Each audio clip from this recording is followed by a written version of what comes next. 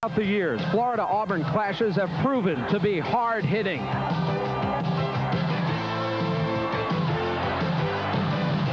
Hard-fought. And often heart-stopping. Mark the 3-yard line. Bell sends 3 receivers to the right, 1 running back behind him, Williams. Florida down by 1 point.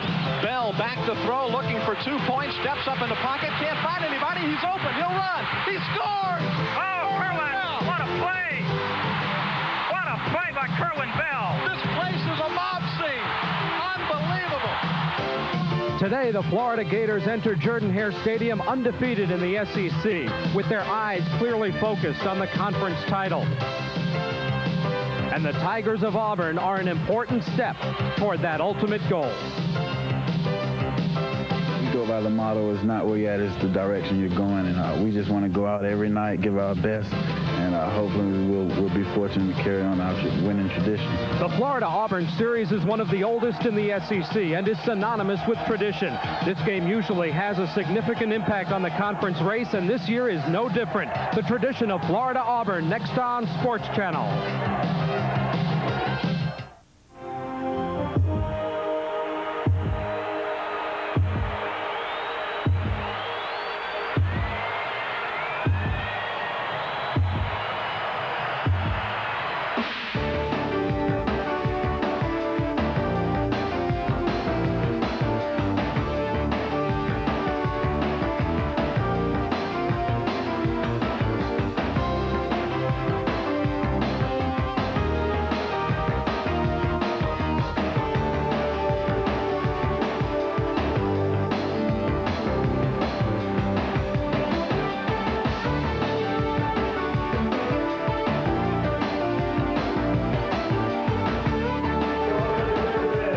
From Jordan-Hare Stadium on the campus of Auburn University in Auburn, Alabama, Sports Channel presents University of Florida football. Tonight, the Gators take on the Auburn Tigers.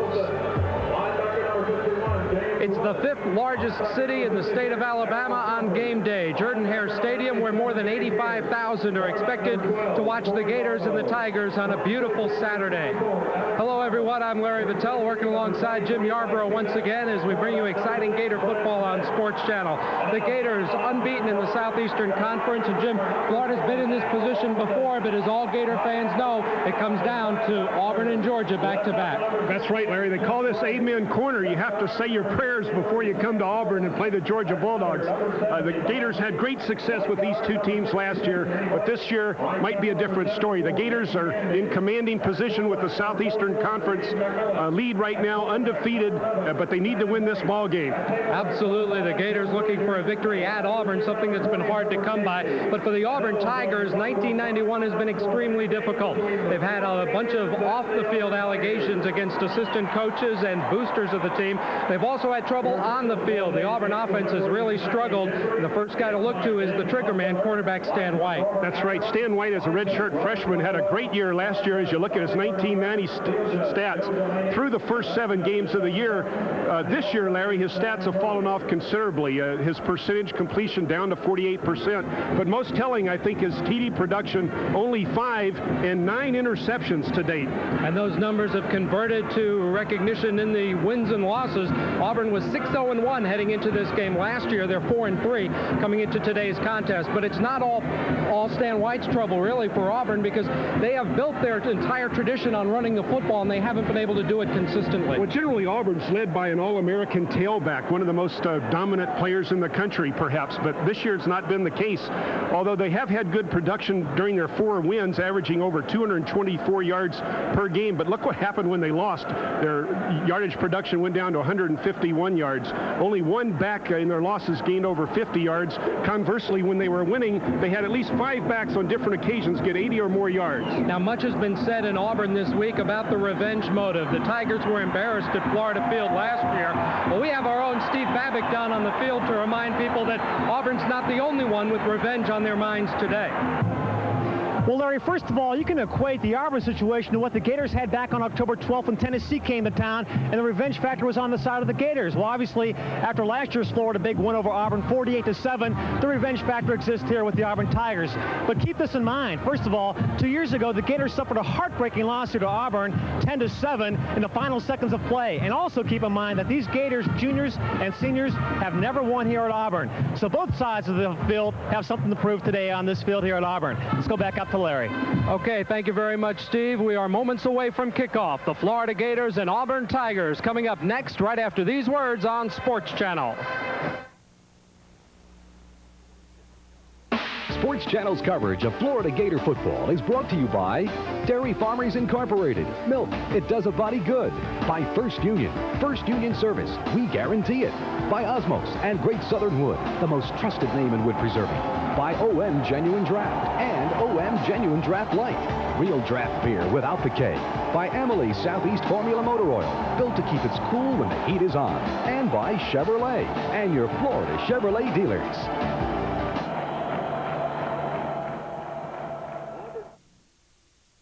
In Japan, there are many ways to serve fish, but only one way to slice it, with a Ginsu. Introducing the new patented Ginsu 2000. The legend lives on. This Ginsu is more clever than a cleaver. The high-carbon steel blade can rip through ribs or disjoint the most challenging chicken. Nothing is too tough for the Ginsu 2000. But look, use this edge and it's a precision carving knife. Slice ham delicatessen perfect and zip through vegetables like a laser. There's more, a third cutting surface, and this one is non-stick. Who else could remove the crumbs from crumb cake? It's more than amazing. It's a Ginsu. Cut through a tin can, the Ginsu 2000 can saw a lead pipe and still slice a tomato like this.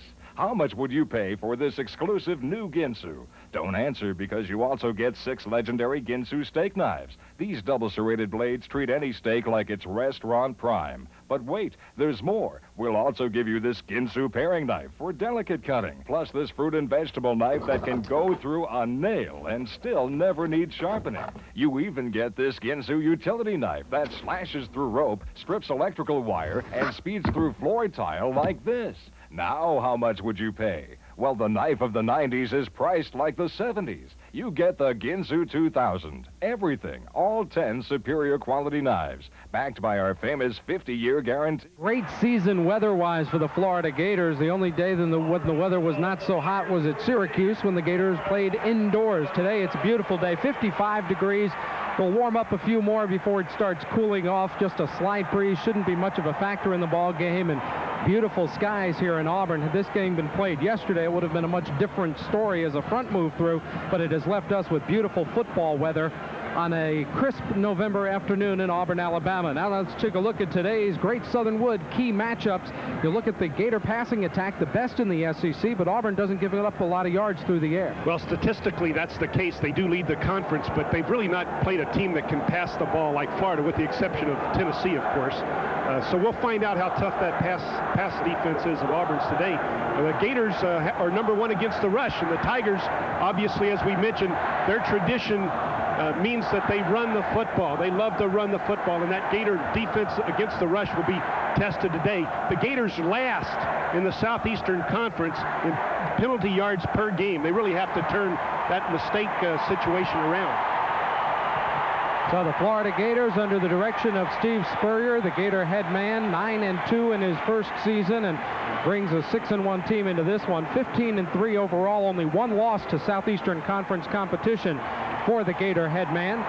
And Pat Dye, the winningest coach in the history of the SEC for his first 10 years at a conference institution. His first 10 years at Auburn, 89 victories. That's 1 more than Bear Bryant posted in his first 10 years in Tuscaloosa, Alabama. The history of this rivalry has been that the home teams have dominated. Auburn has been a little more dominant at home, and thus overall with 9 more victories than the Florida Gators, although the Gators have won 11 of the last 18. The season so far for the Gators, they started out with 2 big wins, the one over Alabama, the key in the SEC race right now after the loss to Syracuse Florida has won 4 in a row, including that big win over Tennessee and Northern Illinois 2 weeks ago. Last week the Gators were off, so they will get a chance to regenerate, so to speak, emotionally for the stretch run. As for the Auburn Tigers, 3 wins early, but none of them were easy. They actually trailed Georgia Southern 17-zip, then consecutive losses, barely beating Vandy on a late field goal, and Mississippi State beat them last week. Arden Krzyzewski to kick off for the Florida Gators. He kicks it high and short. Taken by an Auburn up man, that's Otis Mounds, running left side. He finds running room, breaks out in the clear. Mounds to the 40, the 45, and Sam Scavella runs them out of bounds in Gator territory at the Florida 47. Otis Mounds out of Dillard High School in Fort Lauderdale found a gaping hole right there. Big break for Auburn, great field position. The Gators have been getting the ball to start most games. Let's take a look at the Tiger offense. A key guy there is Smokin' Joe Frazier, a redshirt freshman, and he's the key to their running game. On the offensive line, Eddie Blake, a massive right guard, 6'4", 316, a junior college All-American 2 years ago. Backs are in an eye, McMillan and Frazier behind Stan White. White gives to Frazier. Frazier looks to cut outside, is wrapped up at the 45 after a 2-yard gain. Dean Hartley on the tackle, Larry, at the outside linebacker position. Little pushing and shoving afterwards, but nothing to it. Darren Mickle getting the start at the left defensive end spot. He's a junior, and Darren Mickle gets his motor running. He's awfully hard for anyone to block. Fee Bartley, the Gator back, number 44. Florida looks to be in on a lot of plays, and maybe the most improved guy from opening day, Del Spear, the junior from Miami, at one corner. On 2nd and 8, Frazier again gets about 3 before Darren Mickle slams him to the turf on the 42-yard line. Auburn has 2 tight ends in the ball game right now. Fred Baxter, number 85, and also Victor Hall, one of the tight ends lining up as a wingback. There you see the numbers on Stan White, 1,240 yards. Last year he threw for 2,242 yards, 14 touchdowns. And now we have timeout being called by the officials on a 3rd and 5 situation. I assume some sort of clock trouble. Auburn's taken that second tight end out of the game right now, looking at 3rd and 5, but they came out with power football formation there, trying to ram the ball down the Gators' throat with that excellent field position that they attained on that kickoff return by Mounds. Well, that's Pat Dye football, Jim, as you well know. He just loves to run the football. Give him a tailback who'll give him 100 yards a ball game, and he is one happy man. 3rd down, they've repositioned the ball closer to the 41-yard line, so that whistle makes it a long 4.5 to 5 yards for Auburn on this 3rd down situation. 2 wide receivers split out. Tight end is on the left side. Gators blitz White, who throws in the flat, in and out of the hands of Thomas Bailey, who was quickly hit by Larry Kennedy.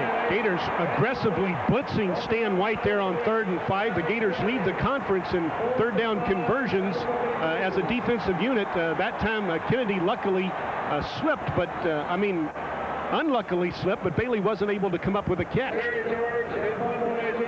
Oh, look at that. Almost got it on the rebound. Terry George to punt for Auburn. His net is 35. Not much return yardage against him. Kicks it high and short. Monty Duncan around the 21 will make the fair catch. So the Gator defense put in tough position, backed up to the 47, gets Auburn 3 and out, and a very short punt gives Florida excellent field position as Shane Matthews leads the Gator offense onto the field. Florida starting at its own 22-yard line. Keep an eye on Dexter McNabb, the senior fullback, averaging almost 6 yards a carry so far this season on just 30 carries. And Mark White at left tackle, bothered by a foot injury. We'll probably see a lot of Dean Golden, number 62, but Mark, the senior, will get the start. On 1st down, the Gators run a draw. Nothing much there. Maybe back to the line of scrimmage or a yard for Eric Rett. Richard Shea, defensive tackle, on the tackle there as we look at big Walter Tate, who anchors the front 4, along with John Wilson, giving excellent pressure from the outside. Darrell Crawford, an outstanding middle linebacker, averaging about 15 tackles a game. Corey Barlow, the best of 2 pretty good corners with Barlow and Fred Smith. There you see Mark White at left tackle, 5th-year senior from Pensacola Escambia, hobbled all week long. Gators on 2nd down and 10. Matthews, the quick screen on the right side. Running room for Willie Jackson Jr., who fights close to a first down. Good blocking there by the Gator receivers. Also, big Jim Watson, the right guard, getting way downfield. Exactly so. It was a quick screen to the right side of the formation. Watch the interior lineman get out there. Willie Jackson breaks back against the grain, allowing Watson and some of the other offensive linemen to get out there and help him. And it was his patience that allowed that passing attempt to pick up the first down. Almost to the 33, Shane Matthews, as he approaches and now has 2,000 yards for the season.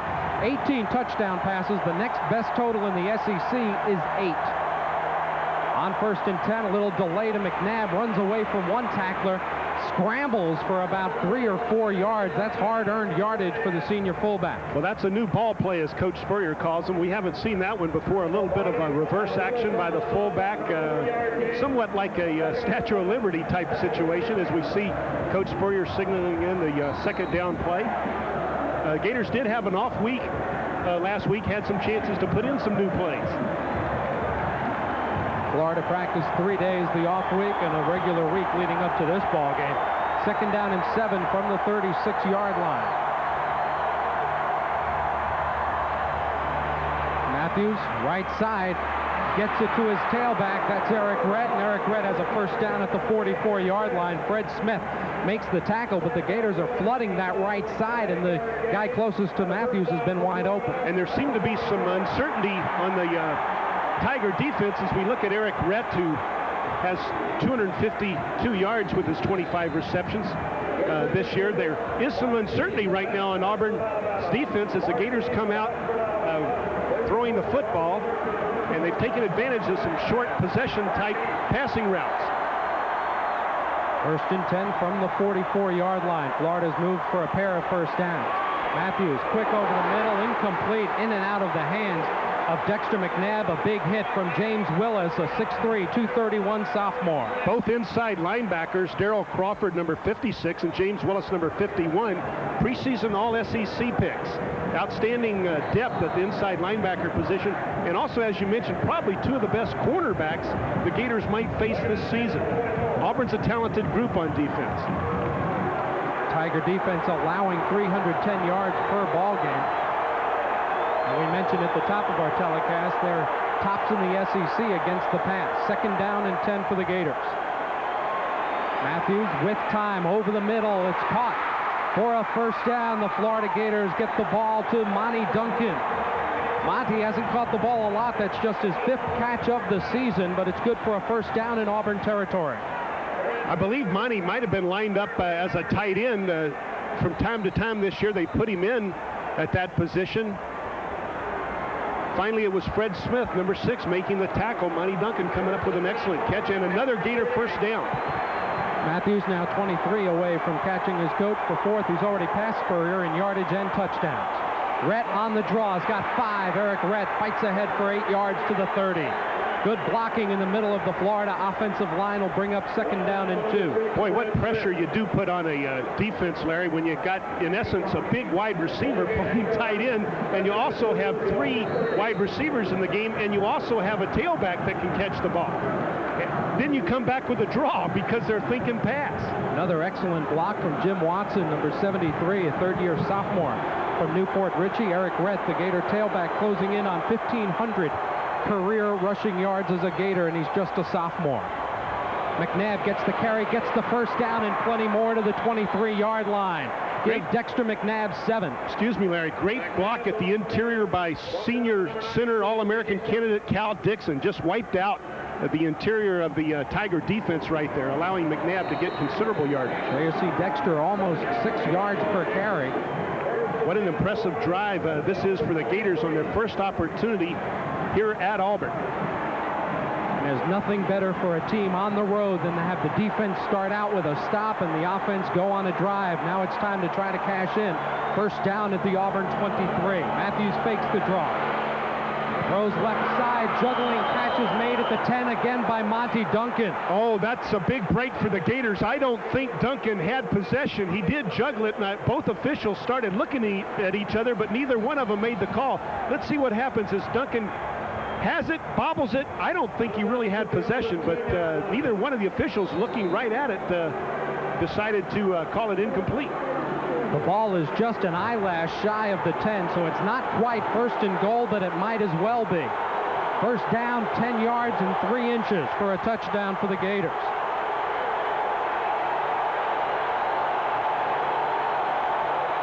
Matthews under a blitz, throws for the corner for Harrison Houston, in and out of his hands. Harrison may have been blinded by Corey Barlow or Alex Thomas, but he had a chance, couldn't come up with it. And he was looking back over his shoulder in that bright sunshine here in Auburn, Alabama, and I think perhaps the sun did affect his view, as did Alex Thomas, the strong safety who was with him. Let's see the blitz here right up the middle. Untouched. Matthews is going to luckily get the ball off. The ball fades, but he's not able to pick it up. Harrison Houston almost had a touchdown. On 2nd and 10 for the Gators. Matthews with time, swings it out to Rhett, juggling it, comes up with it, but gets back to the line of scrimmage, maybe half a yard, and the Gators will have 3rd and pretty long to go. Darrell Crawford, Corey Barlow in there on the coverage. So important to catch that ball cleanly out in the flat. How many times have you seen a ball bobbled out in the flat and the opponent grabs it off and streaks for a touchdown on the interception? That was a scary play right there. 3rd down and 9 for the Gators. Again, they could get a first down just shy of the end zone. 3 wide receivers in the game, 1 back behind Matthews. Auburn with a 4-man rush. Matthews keeps it on the draw. He's to the 5. Shane to the end zone. Touchdown, Shane Matthews, as he gets in the end zone for the first time this year. Shades of Kerwin Bell as the Gator quarterback dives across the goal line. Yeah, that is not a design play. That was not a quarterback draw called by Coach Steve Spurrier. Shane Matthews just saw a gaping hole. As you mentioned, Auburn only sent 4 down linemen. Everybody else dropped in pass coverage, and Shane Matthews took advantage of the gaping hole that was presented to him and dove into the end zone. It looked designed that way because all the receivers went straight to the back line of the end zone. Matthews tucked it in and just did squeeze in under the Auburn defenders. Arden Krzyzewski has not missed an extra point this season. His record remains perfect as he splits the uprights. 8:51 to go in the first quarter at Jordan-Hare Stadium in Auburn, Alabama, and the Gators lead by a touchdown.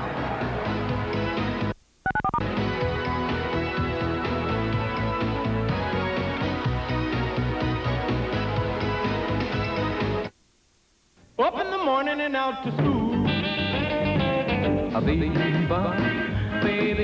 Introducing Do You Wanna Dance? 44 great original rock and roll hits, guaranteed to make you wanna dance. I'm walking, here's the scene, I'm talking. Come on over, baby, whole lot of shaking going on. Well, that'll be the day. 1, 2, 3, look at Mr. Lee. Bye-bye, love.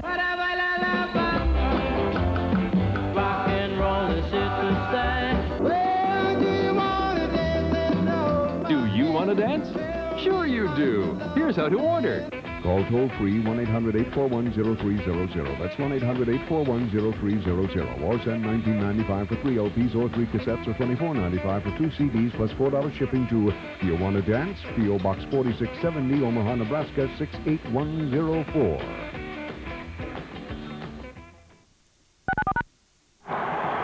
Shane Matthews on his 30th carry as a running back and his best. Larry, let's see if this is designed or not. I don't think it is. There was a 4-man rush.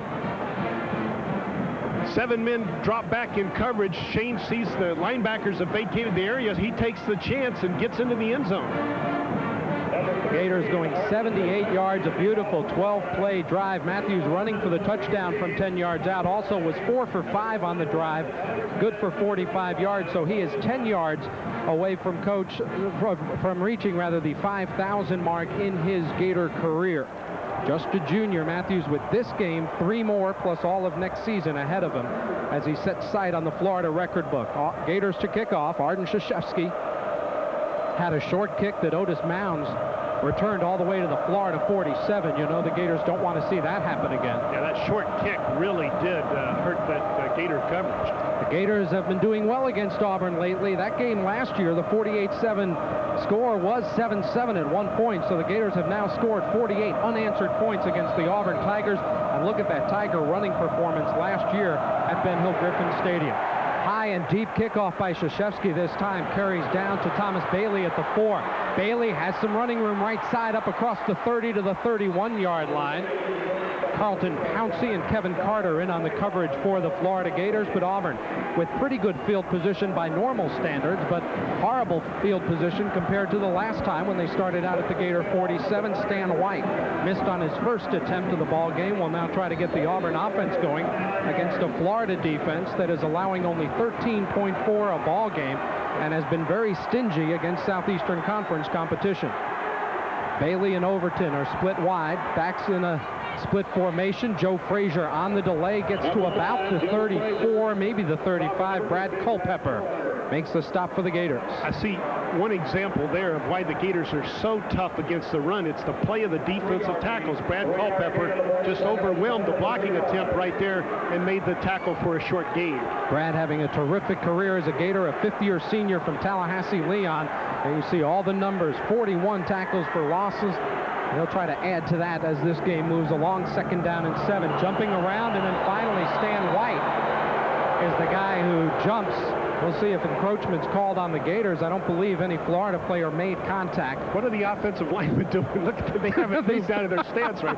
Fellas, it's okay. Lighten up. I think they're overcoached. Look at that. They've been told not to move unless their quarterback tells them, and they didn't move even with the officials milling around.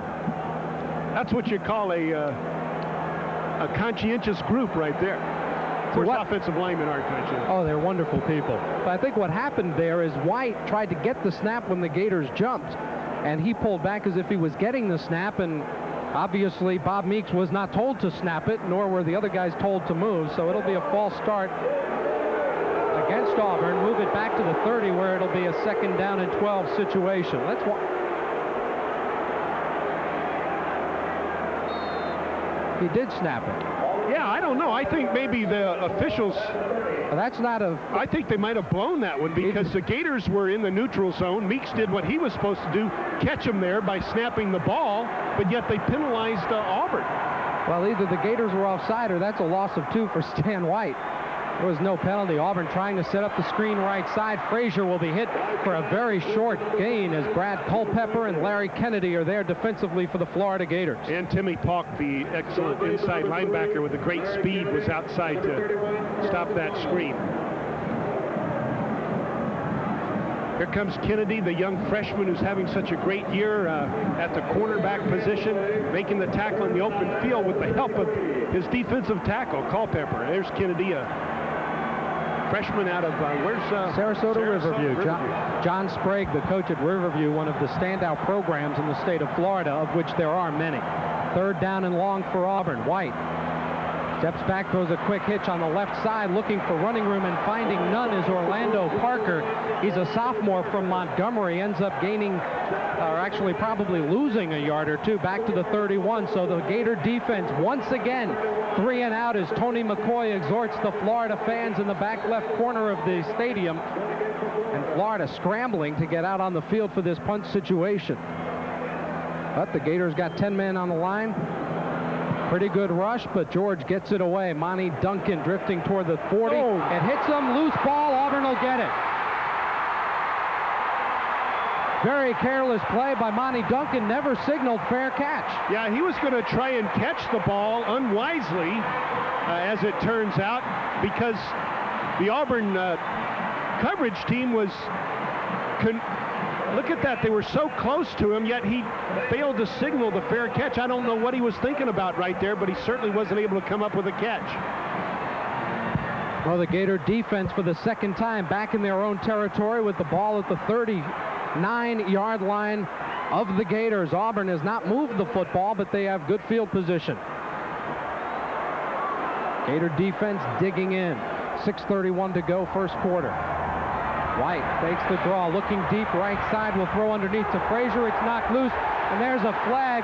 Will White hit Joe Frazier as the ball got there. The official says Will White got there early, and it'll be about a 4-yard penalty on the Gators. Well, Will White certainly was in the pocket of the tailback. He was in excellent position to make the play, and he thought he had the patience to wait till the last second as we see White under some pressure at the last minute.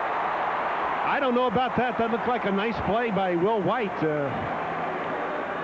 These officials have made some strange calls here this afternoon. They're off to a bad start. 6:25 to go. It makes it a first down at the 36-yard line. So Auburn getting close to field goal range. Gators are up 7-0. Orlando Parker splits way out to the left. Bailey to the right. Auburn with double tight ends and a single back. That's Otis Mounds from Fort Lauderdale, and Mounds gets about 4 to the 31. Flag on the play in the area you would expect it to be offensive holding. Big number 66, Eddie Blake, who only weighs 316 pounds. I think he drew the attention of the umpire right there on the hold. It's hard to be too obscure when you weigh 316. Very difficult to be subtle about anything, and Eddie Blake certainly is not. Yeah, mark it back 10 yards, and Auburn will have a 1st and 20. Definitely guilty of that infraction, as the official was looking at him, and he was chatting with the official because he was pleading his case. That's a break for the Gators after Auburn on the Florida fumble on that punt. And then a Gator penalty at a first down at the Gator 36 as we get a look at all 316 pounds, and that may be conservative, of Eddie Blake. A quick hitch pattern that's complete to Casey. Casey fumbles the football, loose ball, and the Florida Gators say they have it. What do the officials say? Florida football. Del Spear comes up with it in the Gators secondary. Herbert Casey had gotten some running room, but the Gators get the ball back. Herbert Casey, who is the top wide receiver that Auburn has returning this year, had beaten Larry Kennedy early on that pass route, but then as the Gator defense converged on him, they stripped him of the football. Ultimately, the turnover being picked off by Del Spear, was it? Del Spear recovers the fumble for the Gators. 5:53 to go in the first quarter. Florida leads Auburn 7-0 on Sports Channel.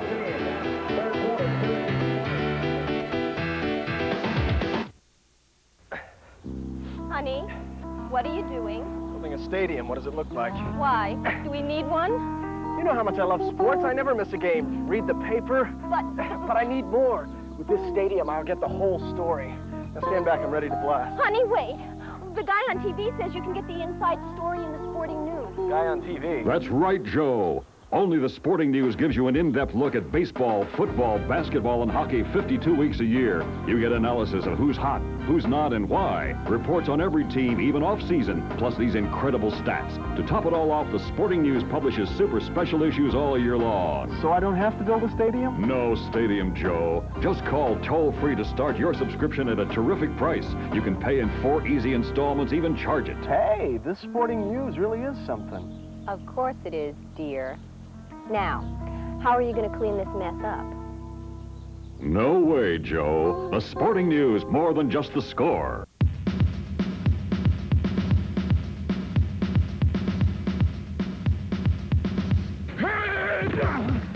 This fall, hard-hitting college football is here. 5! Touchdown, Notre Dame! I said, we told you we're going to make it physical. The Fighting Irish of Notre Dame, the Florida Gators, Miami Hurricanes, Ivy League champion Cornell, and the Big West. See it right here on Sports Channel America. Gators start out at their own 29-yard line with their second offensive possession, leading 7-0. Matthews fakes the draw, looking downfield. He throws for Willie Jackson, and he makes the catch at the 46-yard line. Willie Jackson Jr. with his 24th catch of the season. Let's go down to Steve Babick. You know, it's interesting that Willie Jackson makes that catch, because after Shane Matthews scored the touchdown, the first thing that Coach Spurrier did was he got with Jackson and Matthews and was talking to them about a play. Obviously, a couple plays back, he wanted to see something that didn't happen. So before he congratulated Shane on the touchdown, he got with Matthews and Jackson and said, let's get something to do here. Let's go back to it. Back upstairs. Harrison Houston, Alonzo Sullivan join Jackson as wide receivers for the Gators on 1st and 10. Matthews for Willie Jackson again at the 42 of Auburn. 12 more yards and another Florida first down. Mike Pina on the coverage for the Auburn Tigers, but again the Gators are driving. And what a great job that offensive line is doing. There is not an Auburn defender within 5 yards of quarterback Shane Matthews as he looks for touchdown Willie Jackson, who has made one magnificent catch after another this season for the Florida Gators. This kid's a big playmaker, and he's certainly having an excellent afternoon with 3 receptions already. 25 on the season, tops among the Gator receivers. Up the middle, the fullback, Dexter McNabb, behind the offensive line, gets about 5, but a flag is thrown into the middle of the line, and again, you would expect that to be offensive holding, as it usually is. They are pointing against the Gators, and will move it back against Florida.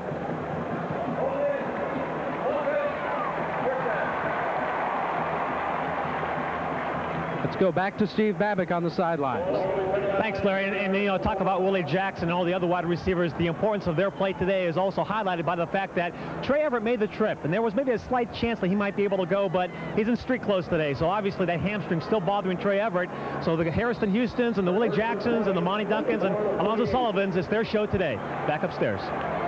Gators back in their own territory, 1st and 20 from the 48-yard line. Willie Jackson and Aubrey Hill split out to the right.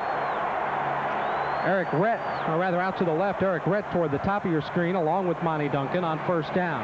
Matthews throws across the middle, a little too far for Monty Duncan.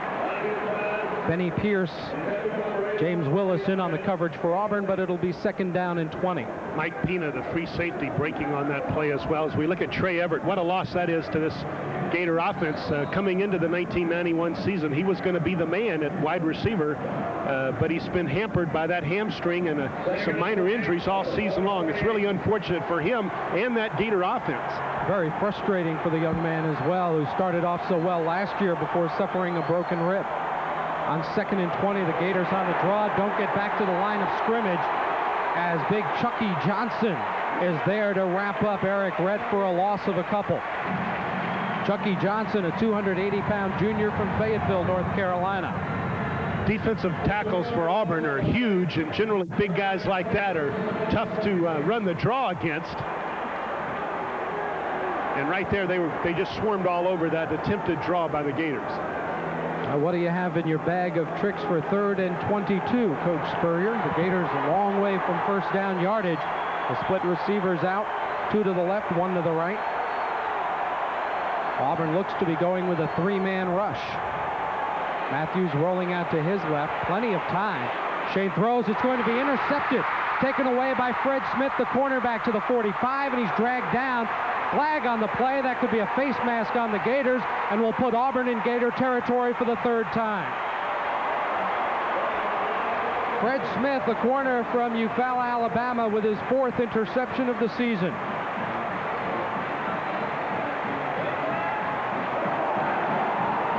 And it will be a 15-yard face mask on the Gators, and that will put the ball down around the Gator 41-yard line. Gosh, Auburn is getting one opportunity after the other with the ball in Florida territory. Here we see Matthews, who rolled out to his left, bought himself some significant extra time, but wasn't able to take advantage of it because he winds up throwing the interception to Smith. And you see Tony Rowell, the senior offensive tackle, making the stop for the Gators. That's 15 yards more. Auburn inside Florida territory for the 3rd time in this ball game. 3:39 to go, 1st quarter. The Florida Gators up 7-0 over the Auburn Tigers from Jordan-Hare Stadium.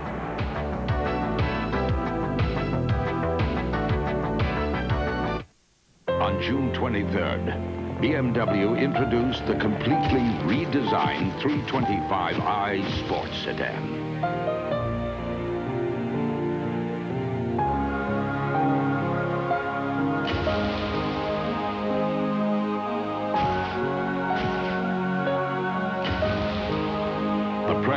Has reacted. Have you? The BMW 325i begins at $28,365. With crime on the rise, how safe are you? Introducing the Telco motion-activated home security alarm. It attaches to your wall in minutes and works on one 9-volt battery. When leaving your home, simply punch in your personal security code. Your alarm is now armed. Upon re-entering, punch in your code again to disarm. When an intruder enters your home, a special infrared sensor detects motion and activates the alarm. A built-in 110 decibel siren then sounds a loud and piercing noise. And now, during this special introductory TV offer, the Telco security alarm is specially priced at just $39.95. Order a second alarm during this TV offer and pay only $29.95. That's a savings of $10. Credit card orders only. Call toll-free 1-800-238-3100 or send $39.95 plus $5 shipping for 1 unit or save over $10 by sending $69.90 plus $8 shipping for 2 units to Telco Alarm, P.O. Box 4670, Omaha, Nebraska.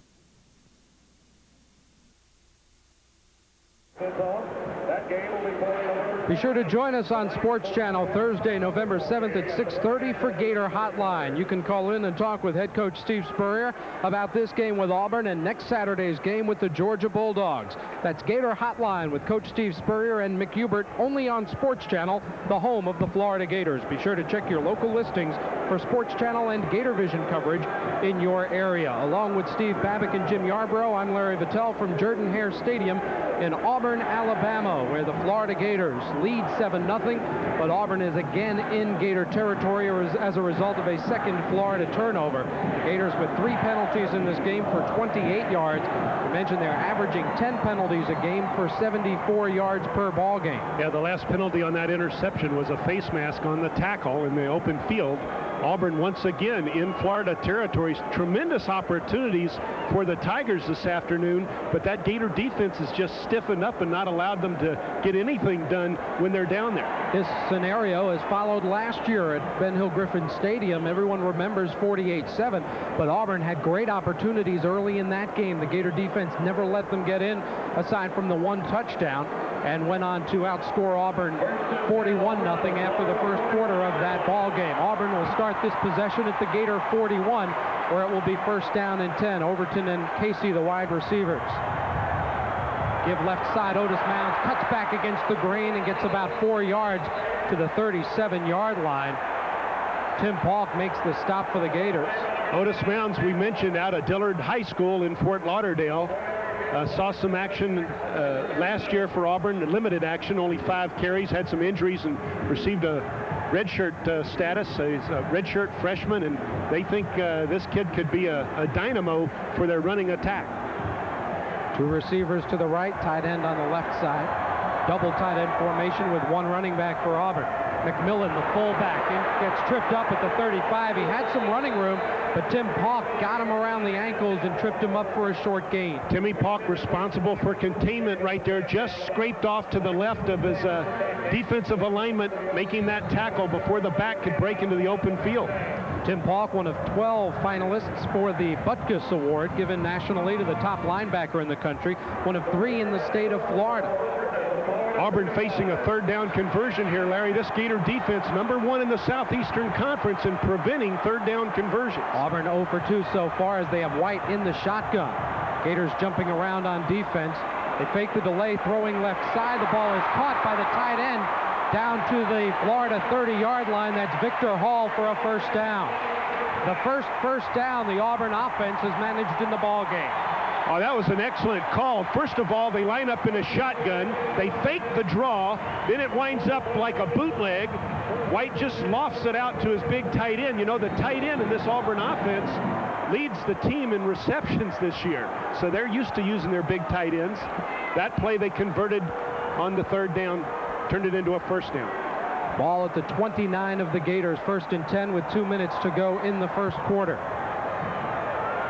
White rolling right, now under pressure, throws. It's going to be intercepted as the Gators come away with it. Will White, the junior free safety.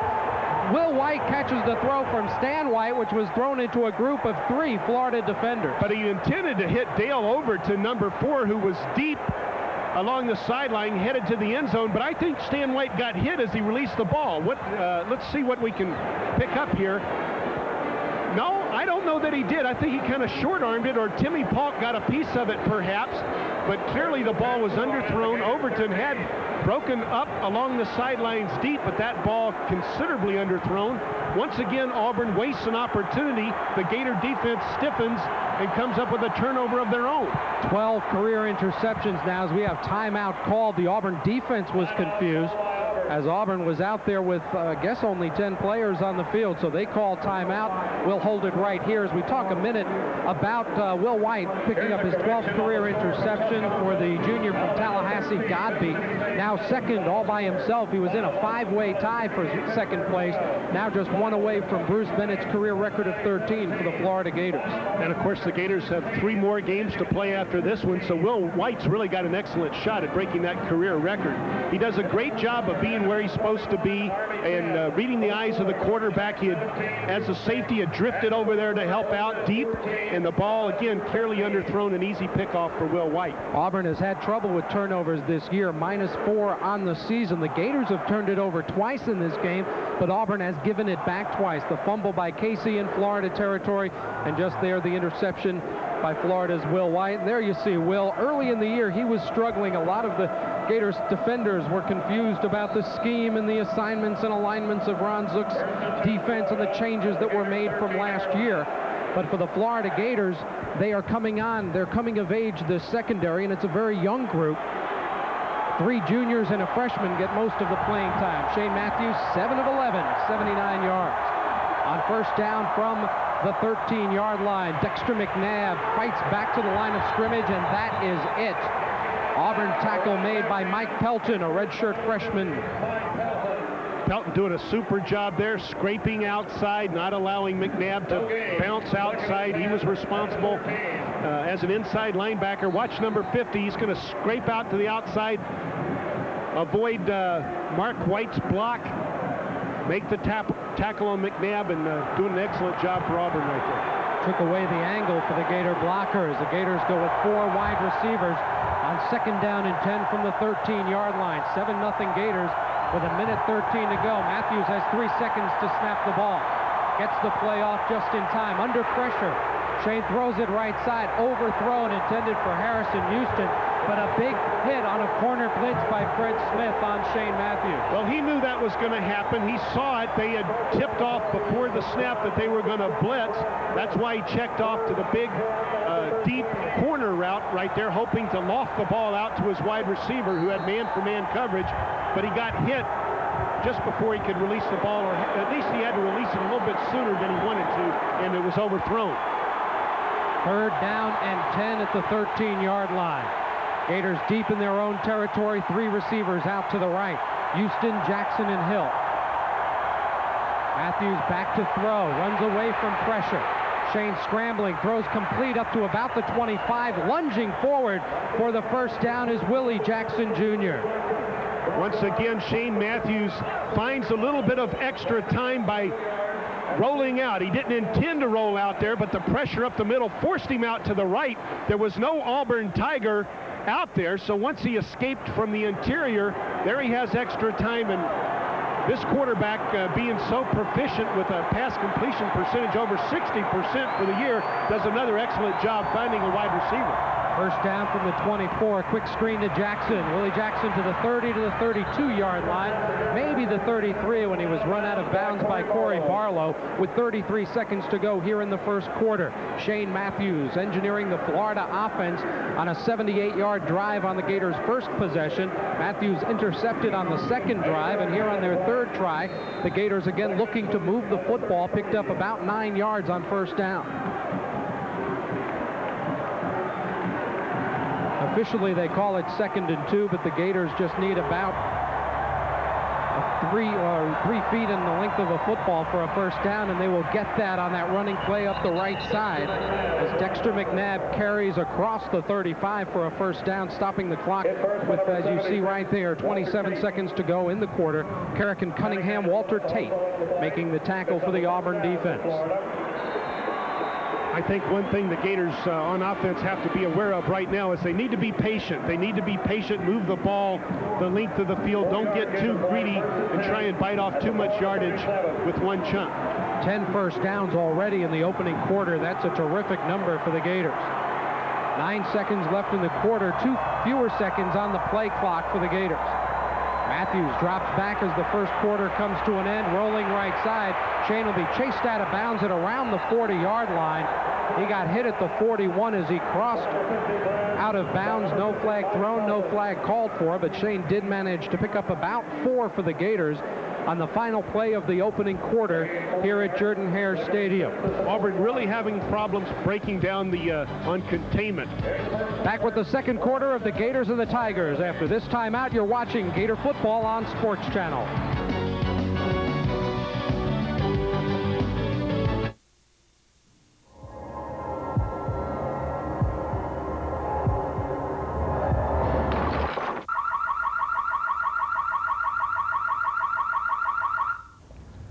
My name is George Caravanis. I was a police officer for 24 years, 12 years as a detective. And I have an important warning for you.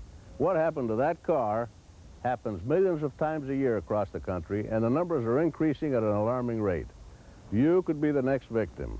The thief passed up this car because it's protected by Radio Guard, a quick, easy, inexpensive, patented new way to protect your car stereo. Radio Guard, a device that in 2 seconds makes your car stereo look like it's been stolen. Radio Guard fits any standard-sized car stereo and fools even experienced thieves. Radio Guard has been tested in New York and Los Angeles for more than a year. None of the cars equipped with Radio Guard had a stereo stolen, and none were broken into. Can you tell the difference? Neither can the thief. No two Radio Guards are alike. They're hand-wired with different combinations of wires, condensers, fuses, and connectors. That's why the thief will move on to another car, unwilling to break into a car that's already had its stereo stolen. Radio Guard has already been praised by the media. It's been written about in Playboy magazine. Consumer's Digest says that someone looking in your car window would think your car stereo had already been ripped off. It's been featured on national television shows such as Hard Copy.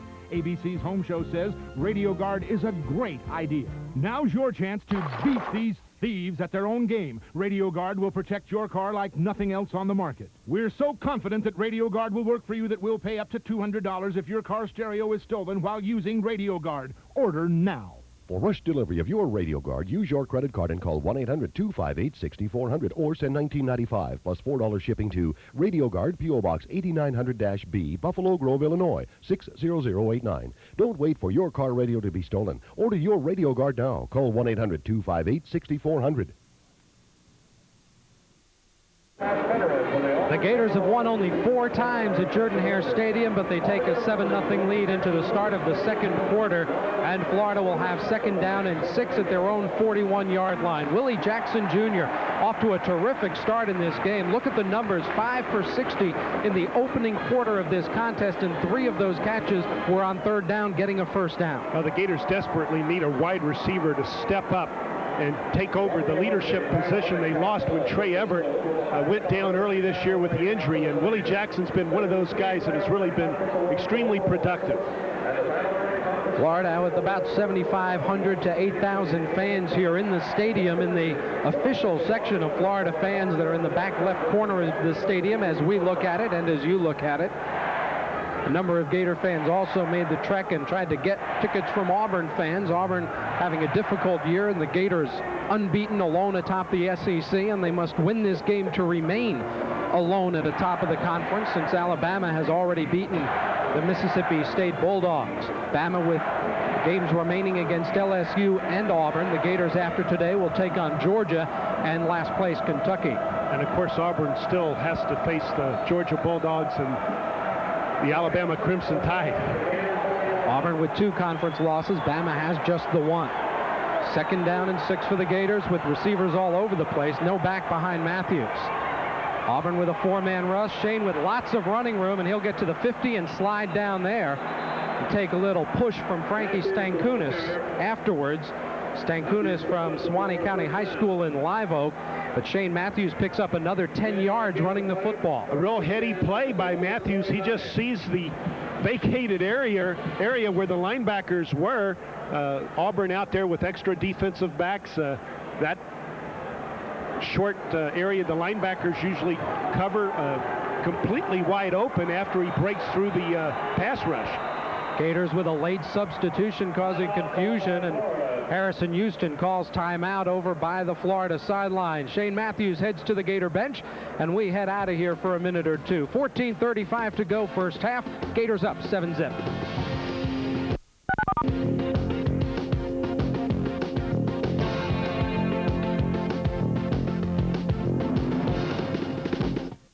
On June 23rd, BMW introduced the completely redesigned 325i sports sedan.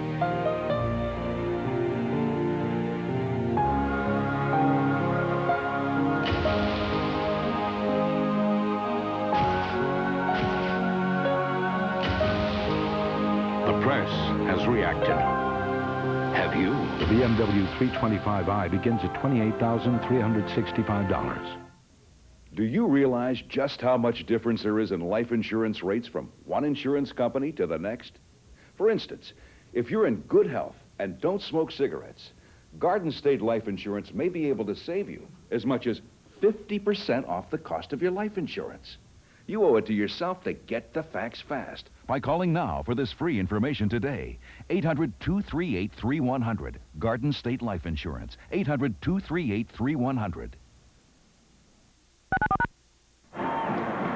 The Florida Gators with the ball at the Auburn 49-yard line. 1st and 10 in Auburn territory as the Gators look to add to a 7-0 advantage. Let's go down to the field to Steve.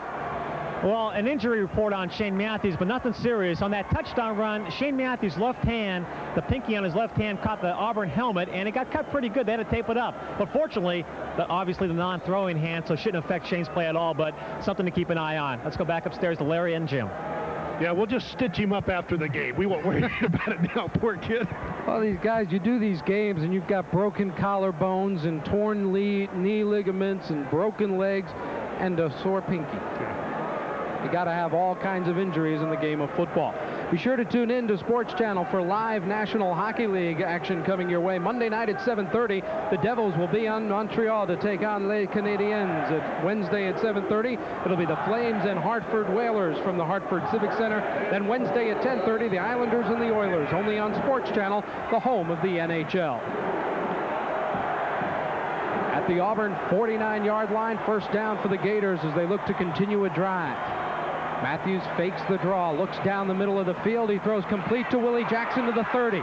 Willie spins down to the 27-yard line. 22 yards on the catch for Willie Jackson, his 6th catch of the ball game. Frankie Stankunas misses the tackle here. He's matched up on Willie Jackson. You see the safety break on the tackle, but Willie's just too tough to bring down. Picks up an additional 7 or 8 yards, and here comes another Gator 1st down.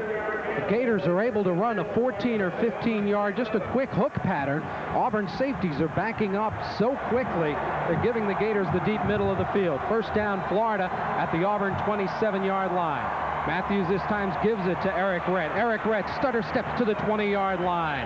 Not much running room, but the sophomore from Pembroke Pines found a way to pick up about 6 for the Gators. Yeah, that definitely was an ugly run, but it did pick up about 6 yards. Initially, he can't find a gap, but then he breaks out to the right and finds considerable yardage, picking up at least maybe 7 on that one. Ball just inside the 21-yard line. The Gators have to get it to the 17. Officially, they'll call it the 20, make it 2nd down and a long 3 for the Gators. 2 tight ends in this formation. Rhett on the carry. Rhett with a 1st down to the Auburn 16. 4 yards plowing straight ahead behind the right side of that line. Tackle Tony Rowell and right guard Jim Watson. Now the Gators inside that red zone, inside the 20-yard line. They've been so efficient and proficient this year in picking up points. Once they got inside the opponent's 20, they'd obviously love to have a touchdown, but a field goal certainly would help as well.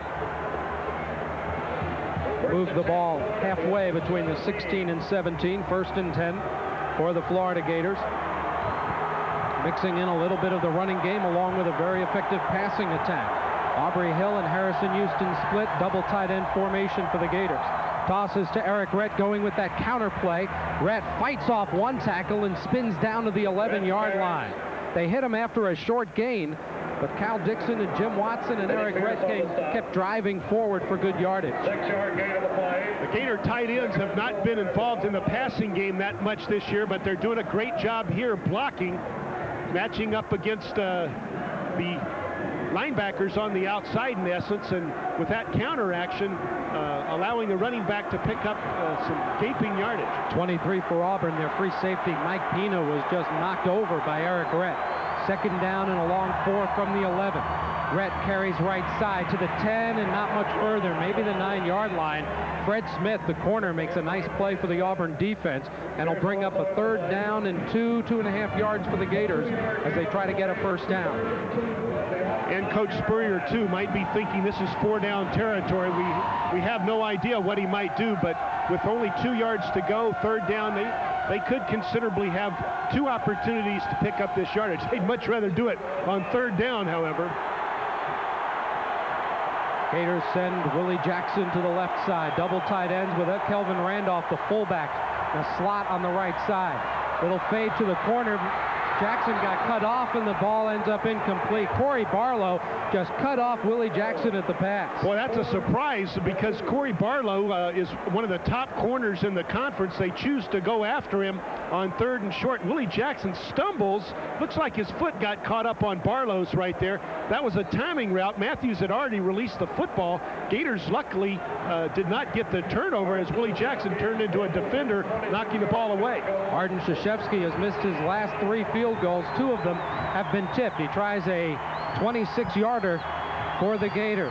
The kick is up, and the kick is right down the middle for Arden Krzyzewski, his 10th field goal of the season. And the Florida Gators extend their lead with 11 minutes, 27 seconds to go in the first half.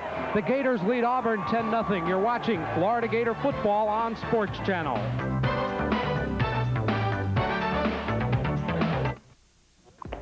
Great legs. Thank you. How do you get them? I used to do aerobics till I dropped. Then I found Thigh Master. Every single time you squeeze Thigh Master, you strengthen and tone right where you need it. So it's easy to squeeze your way to shapely hips and thighs. I thought I'd never fit into these jeans again. Thank you, Thigh Master. I recommend it and use it. The secret to shapely thighs is exercising these muscles with just the right resistance. This balanced resistance coil is designed to give you results quickly and comfortably. Want to tone your upper chest and arms? Thigh Master will give you excellent results. Thigh Master. We may not have been born with great legs, but now we can look like we were. To order your Thigh Master, call 1-800-841-0300. Have your credit card ready or send check or money order for $19.95 plus $4.50 for shipping and handling to this address. If you're not fully satisfied, return it in 30 days for your money back. Plus, if you call right now, we'll also send you Suzanne's Slender for Life plan absolutely free. Thigh Master is not available in stores, so act right now. Direct from Britain, it's English League Soccer. Keep pace with soccer happenings from the UK and stay in touch with one of the world's best leagues, English League Soccer. See it exclusively on Sports Channel America. Combine the ancient Oriental art of self-defense with the sweet science of boxing, and it's one sporting event you'll get a kick out of. The Sports Channel Kickboxing Tour and World Championship Kickboxing. See it exclusively on Sports Channel America. Cal Dixon, the captain of that offensive line for the Florida Gators and the center of things for the University of Florida offensive football team. And Cal talks about what this game means to this Gator team as they drive for the SEC. We're treating it as the same way that we got ready for the Tennessee game. You know, we're expecting Auburn to be really fired up and ready to play the best game of the season for them. And, you know, we're expecting their fans to be really fired up and get behind their team. And all we got to do is, you know, get prepared the best that we can and be expected for, you know, not to see the Auburn team that's, you know, really stepped on the field the last couple of games for them. Well, he's been doing a great job protecting his quarterback, as all his teammates have at that offensive line this afternoon. Thomas Bailey will again be deep for Auburn. The upbacks are Alex Smith and Otis Mounds. Mounds had the good kickoff return to start the ball game. Gators up 10-0. Arden Krzyzewski tees it up on the left hash. Good long driving kick. Bailey takes it 1.5 yards deep in the end zone. Bailey to the 10-15, has a seam up the sideline. Thomas Bailey to the 45, needs a block, can't get it.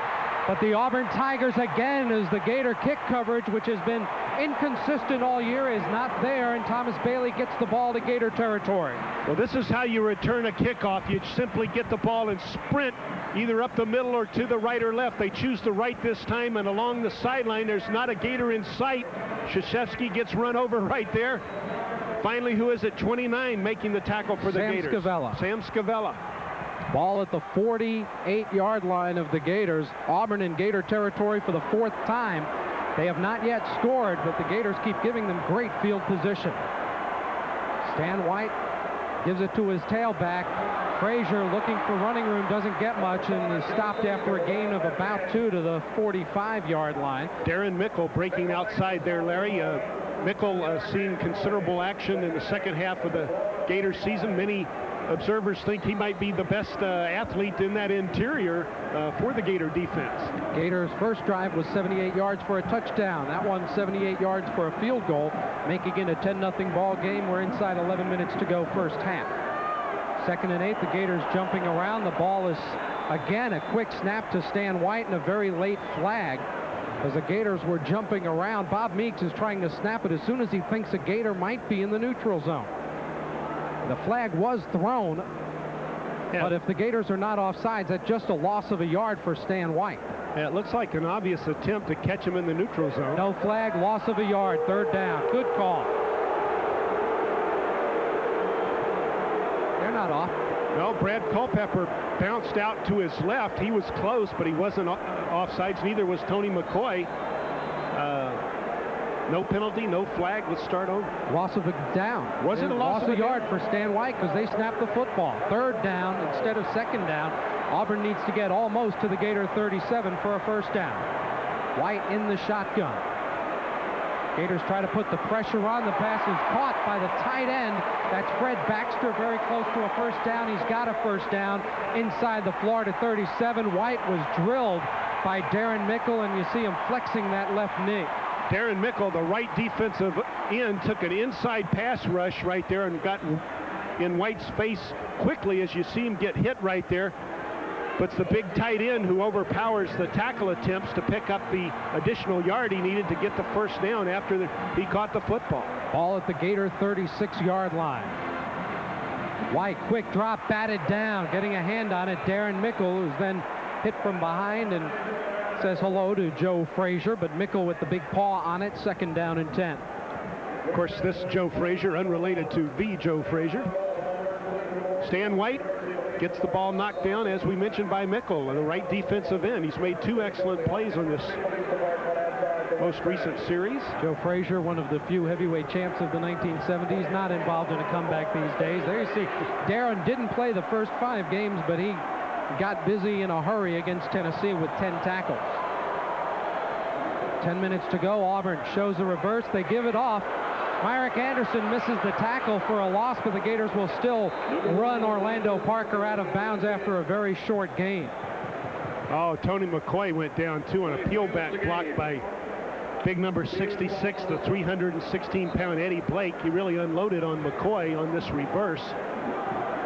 But it was Myrick Anderson who really got fooled there, and luckily the pursuit, Eddie Robinson coming over to make the tackle, but that could have been a big play for Auburn.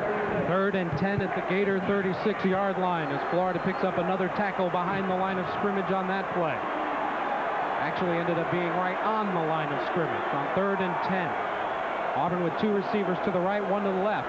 Under blitz, White gets rid of it and overthrows his wide receiver, Herbert Casey. But again, Stan White takes tremendous pressure. Tony McCoy in on him quickly. It's 4th down. Herbert Casey matched up with the free safety of the Gators, Will White. Stan White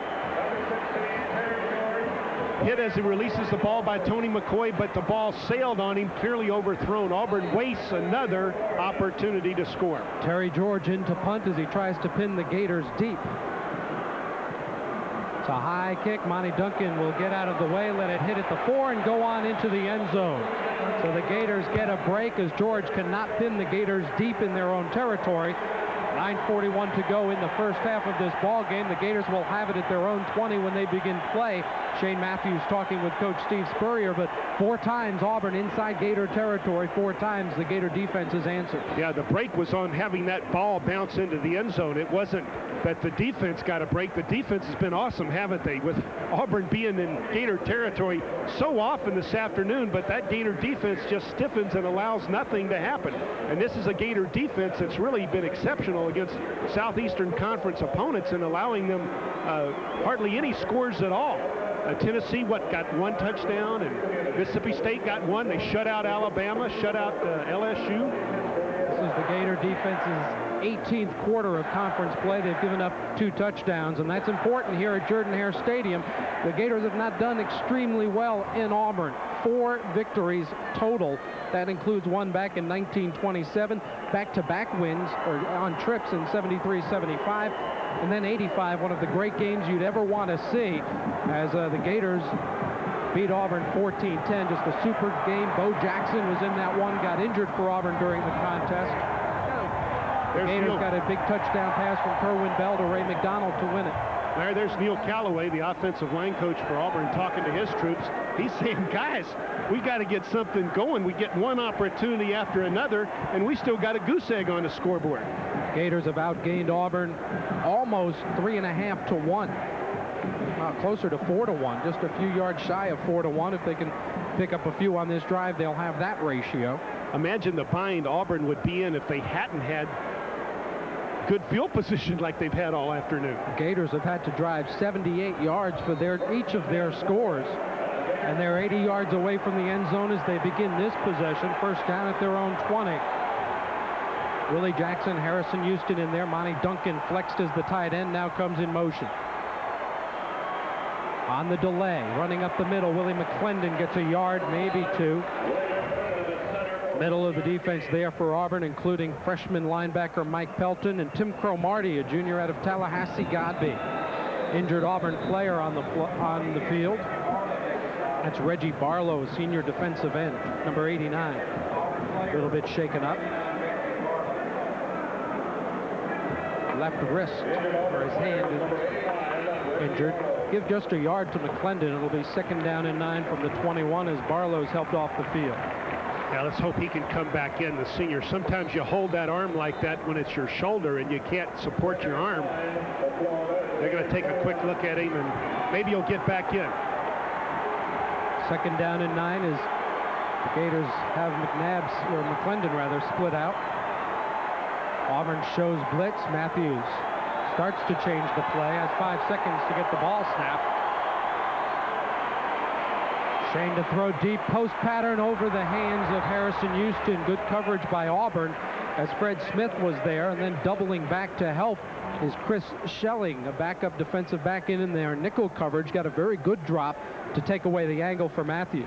Schelling did an excellent job, the freshman, breaking on the ball right there. As you see number 32 in the middle of your screen, reading the eyes of the quarterback, breaking on the ball, helping out his cornerback, Smith. Now the Gators with 3rd and 9. Auburn shows a 3-man front. Now a delayed blitz coming from Smith to corner. Matthews rolling out, throws incomplete as Fred Smith knocks him to the ground. Fred Smith, the cornerback, he's a redshirt freshman, and yet he's all over the place for Auburn's defense. Number 6. And the Auburn partisans have something to cheer about as their team will force Florida to punt for the first time in the ball game.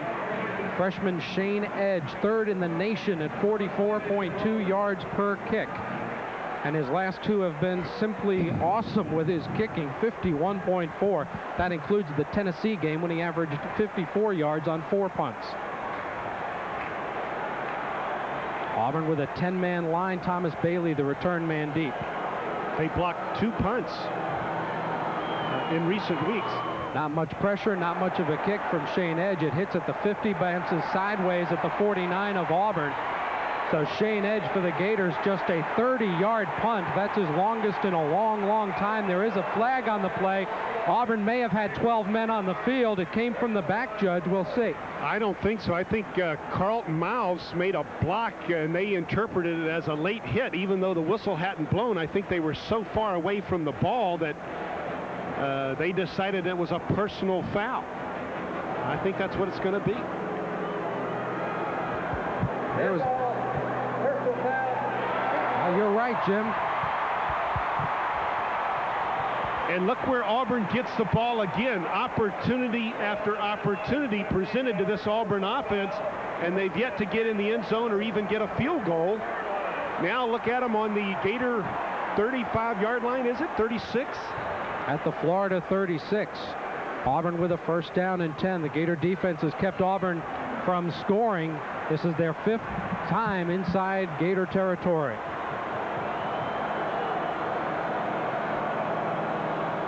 Florida blitzing up the middle. Auburn catches a seam. Otis Mounds right down the middle of the field.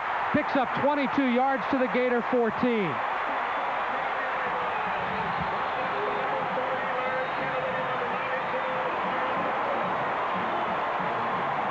There you see Carlton Miles, one of the inside linebackers, on the outside attempting to blitz. No one is in the middle at all. Mounds with excellent speed in the secondary, finally chased down by Kennedy. Auburn with its best opportunity. First down at the Gator 14-yard line. They go with the fullback McMillan. He gets about 3 to the 11. Darren Mickle, the defensive end, on the tackle right there. I believe with all the opportunities Auburn has had this afternoon, this is, however, the first time they've been inside the Gator 15-yard line. Second down and 7 at the 11. Ron Zook and the Gator defense try to figure a way to keep that Auburn team off the scoreboard. 8 minutes to go, first half. 10-0, Florida leads. But Auburn's been living in Gator territory. They fake the inside handoff. White, quick pop pass to McMillan, who gets 2 yards to the 9, maybe the 8-yard line. Excellent open field tackle made by Myrick Anderson. That's that little bootleg action off the shotgun after the fake draw. That time they faked a reverse. Then he bootlegs out to the left, but Myrick Anderson, the bandit back, doing an excellent job in coverage right there. Here's a gigantic third down for Auburn. Third down, they need 4 from the Gator 8-yard line. In the shotgun formation for Stan White. Again fakes the inside handoff and grounds the ball. No flag thrown by the referee. Stan White just threw it in the ground from the 18-yard line. That is unbelievable. That is unbelievable. Well, I think they are interpreting the fact that he might have had the ball slip out of his hand, perhaps. I don't know. No, he just throws it in the ground. That's a loss of down, too, shouldn't it be? 5 yards from the spot and a loss of down, so it'll be a 26-yard field goal instead of what should have been about a 38-yarder. Jim Von Weil, a senior from Akron who's really struggled this year, will kick it for Auburn. His kick is up, and his kick is good, so a gift by the officials makes it an easier target. But congratulate the Gator defense, which stiffened and did not let Auburn in the end zone. 7:13 to go in the first half of this ball game. Auburn has gotten on the scoreboard, and the Florida Gators lead it by a score of 10-3.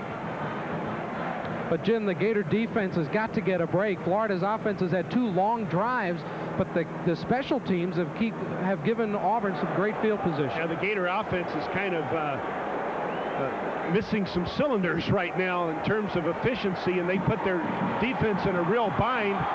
The Gator defense playing extremely well, however. Auburn finally executing a field goal after many different opportunities they were given in Gator territory this afternoon in this first half. Coach Steve Spurrier and defensive coordinator Ron Zook in particular were really upset after that play, as I guess I was and several others really expected a flag to be thrown. Auburn, after getting it at the Gator 36, covered 24 yards, but 22 of those on one play by Otis Mounds to get the field goal. The Florida defense is still allowed just 2 touchdowns to SEC competition. 7:13 to go in the half as Auburn kicks off deep. It'll be a bouncing kick that'll be fielded by Harrison Houston at the 5, Houston to the 20, the 22-yard line where he's run out of bounds. Oh, no, you can't do that. That is an extremely late hit, and the Gators will get 15 more. In on the hit, I believe that's Carlos Thornton, a freshman linebacker. What you got to realize is that white paint along the sideline, which is at least 3 yards in diameter, is out of bounds. Houston is clearly out of bounds when he's unloaded on viciously there. Was that number 53? I believe it was Thornton, 55. 55? Carlos Thornton? Well, now the Gators will get some excellent field position. They'll get the ball at the 36-yard line. Boy, Florida's two drives have covered 78 yards each, and now they start out about 64 yards from pay dirt, leading 10-3. Lots of time to go here in the first half, 7 minutes and 9 seconds. Alonzo Sullivan and Harrison Houston split out to the left. Willie Jackson to the right for the Gators.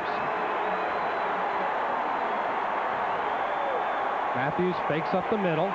Pumps once, now he goes deep for Willie Jackson into coverage. It is incomplete.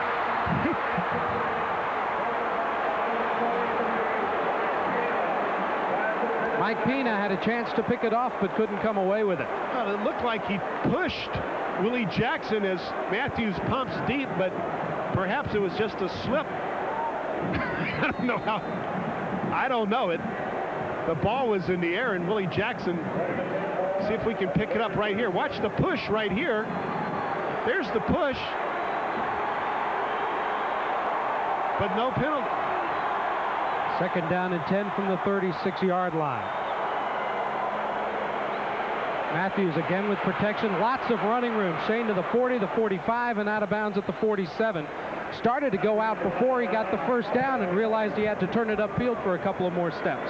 Excellent protection by the Gator offensive line. That was simply excellent coverage by the Auburn secondary that forced Matthews to choose to run the football, but he did at least pick up the first down.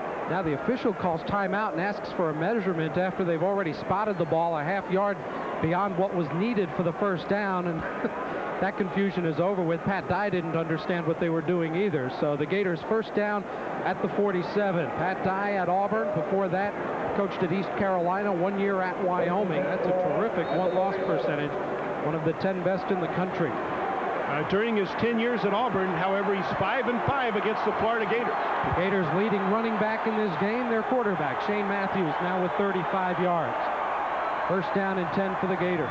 Matthews gives to McNabb. Dexter across midfield, gets to the 49 and is then driven back by a host of Auburn defenders, including Benny Pierce. Is this ground Matthews we're seeing this afternoon? I don't think so, but what Shane Matthews is doing is taking advantage of what Auburn has given him, and they're dropping back a lot of people in coverage. He's getting protected up front, so he picks a hole and runs with it. McNabb on his 5th carry of this ball game. Gators got about 4 to the Auburn 49, second down and 6. Jackson and Houston split out. Rhett in the slot. Matthews throws that screen left side to Willie Jackson. Can't get a block and is run out of bounds after a gain of about 3 yards near the 46-yard line. James Willis in on the play for Auburn. The Gators will have a third down and about 2 or 3 yards to go. Big hit by inside linebacker James Willis, who started as a freshman, a true freshman for Auburn last year at inside linebacker. He's playing another excellent game this afternoon as he really unloaded on Willie Jackson along the sideline. Gators will go with double tight ends as George Rushing and Terrell Jackson check into the lineup. Third down, they need about 2 yards from the 46 to the 44. Officially, it's 3rd and 3.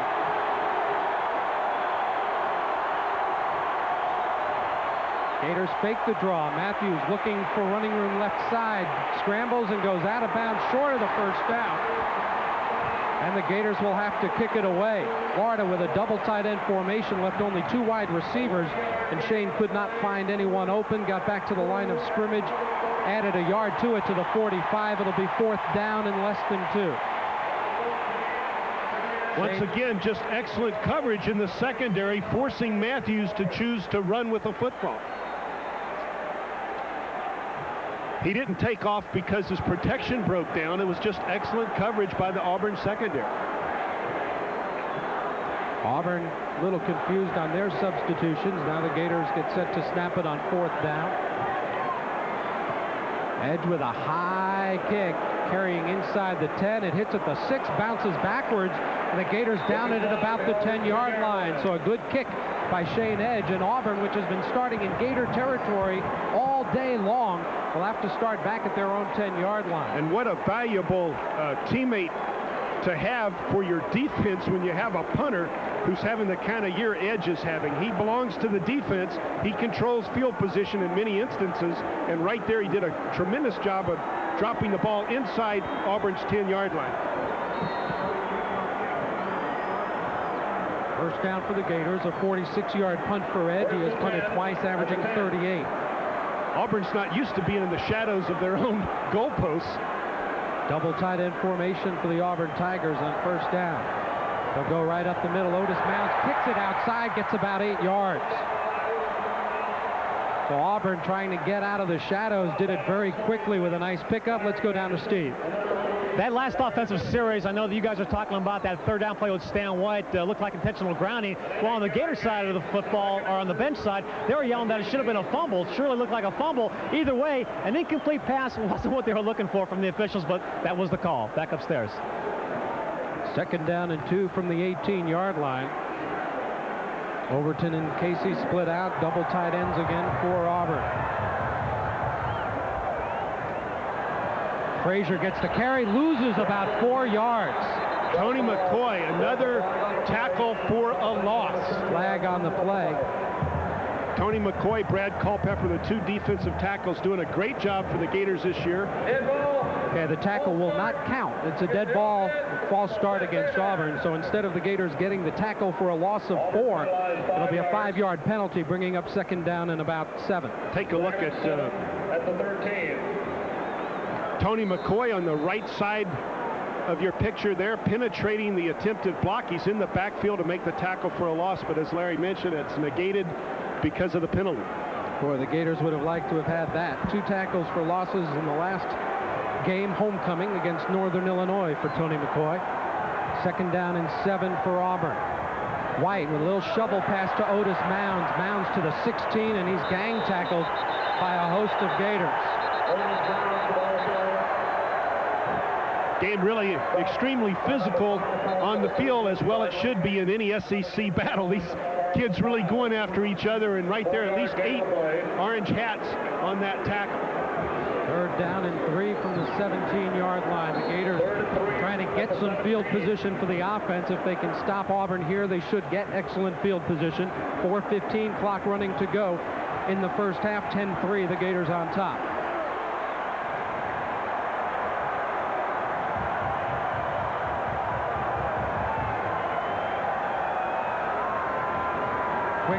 Quick hitch pattern to Casey. He's got it at the 25. He'll be tackled at about the 30-yard line. Flag is thrown, and the Gators might have gotten a little piece of face mask on that tackle. They got a lot of piece of face mask. Dale Spears playing about 15 yards off of the wide receiver, Casey, and then he chooses to grab the face mask, so Auburn's going to get tremendous yardage here after the reception. It'll be a 5-yarder. Well, it slipped off, but he did grab it.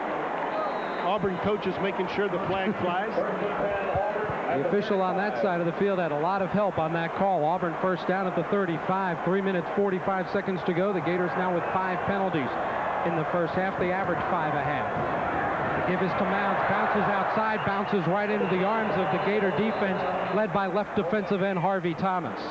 Brad Culpepper destroyed that play at the point of attack initially, forcing the running back to bounce outside. Watch Culpepper to the inside of your screen right there. So the running back, Mounds, decides, hey, I can't go there. I got to bounce outside. But then the Gator pursuit makes the tackle. 3 minutes and 10 seconds to go in the first half. The Florida Gators leading 10-3, trying to get the ball back for their offense one more time in the first half. On 2nd and 10, the Gators show a little blitz. None coming. Mounds on the sweep. A lot of Gators are there, and Mounds gets back to the line of scrimmage and nothing more. Timmy Paulk in on the play for the Gators, along with Tony McCoy. Lawrence Hatch also there. Give them about half a yard. Third down for Auburn. They need to get to the 45. Third and about 9.5. Pat Sullivan, the quarterback coach for the Auburn Tigers. Tommy Bowden, son of Bobby Bowden, is upstairs calling in plays. Yeah, Tommy Bowden, offensive coordinator. Pat Sullivan, of course, Heisman Trophy winner here, a legend at Auburn as a player. Doing a nice job as a coach the last 4 or 5 years with this Auburn offense. On third down, White under pressure throws a screen pass complete to McMillan. He'll be driven down for a big loss. Culpepper, Larry Kennedy, and others there for the Florida Gators. see if the Gators use a timeout. 2:04 clock running, and now the Gators are calling for a timeout, and they get it with 1 minute 57 seconds to go in the first half. Auburn will punt when we return to Jordan-Hare Stadium after these words. You're watching the Florida Gators on Sports Channel. 1957, the year Chevrolet introduced one of the most popular cars of all time, the 57 Chevy. Now, anyone who admires this great American classic won't want to be without the 1957 Chevrolet telephone, the perfect addition to any car lover's home or office. The 57 Chevy phone is a stunning replica of the original and a fully working telephone. It includes an option for tone or pulse, a last number redial, a non-slip tire base, it's hearing aid compatible, and comes with a ringer on-off switch. Plus the horn honks and the headlights flash when someone calls. The 57 Chevy phone is FCC approved and guaranteed for 1 full year. The 57 Chevy phone is a perfect gift for anyone who appreciates the dazzling style of this legendary car, or for anyone who wants to own a real car phone. Order one now. The classic 57 Chevy phone is only $39.95. To order using your credit card, call 1-800-841-0300. This is an authentic replica phone authorized and licensed by the Chevrolet division of General Motors. Order yours now in red, baby blue, or classic black. Call 1-800-841-0300. No CODs, please.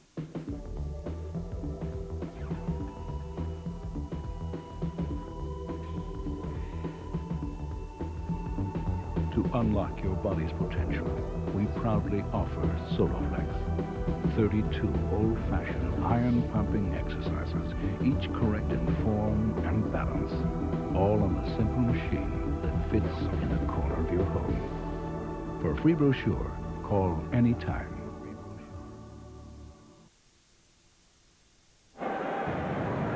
SC running the football was a key early in this game. Florida, thanks to Shane Matthews largely, is out rushing Auburn.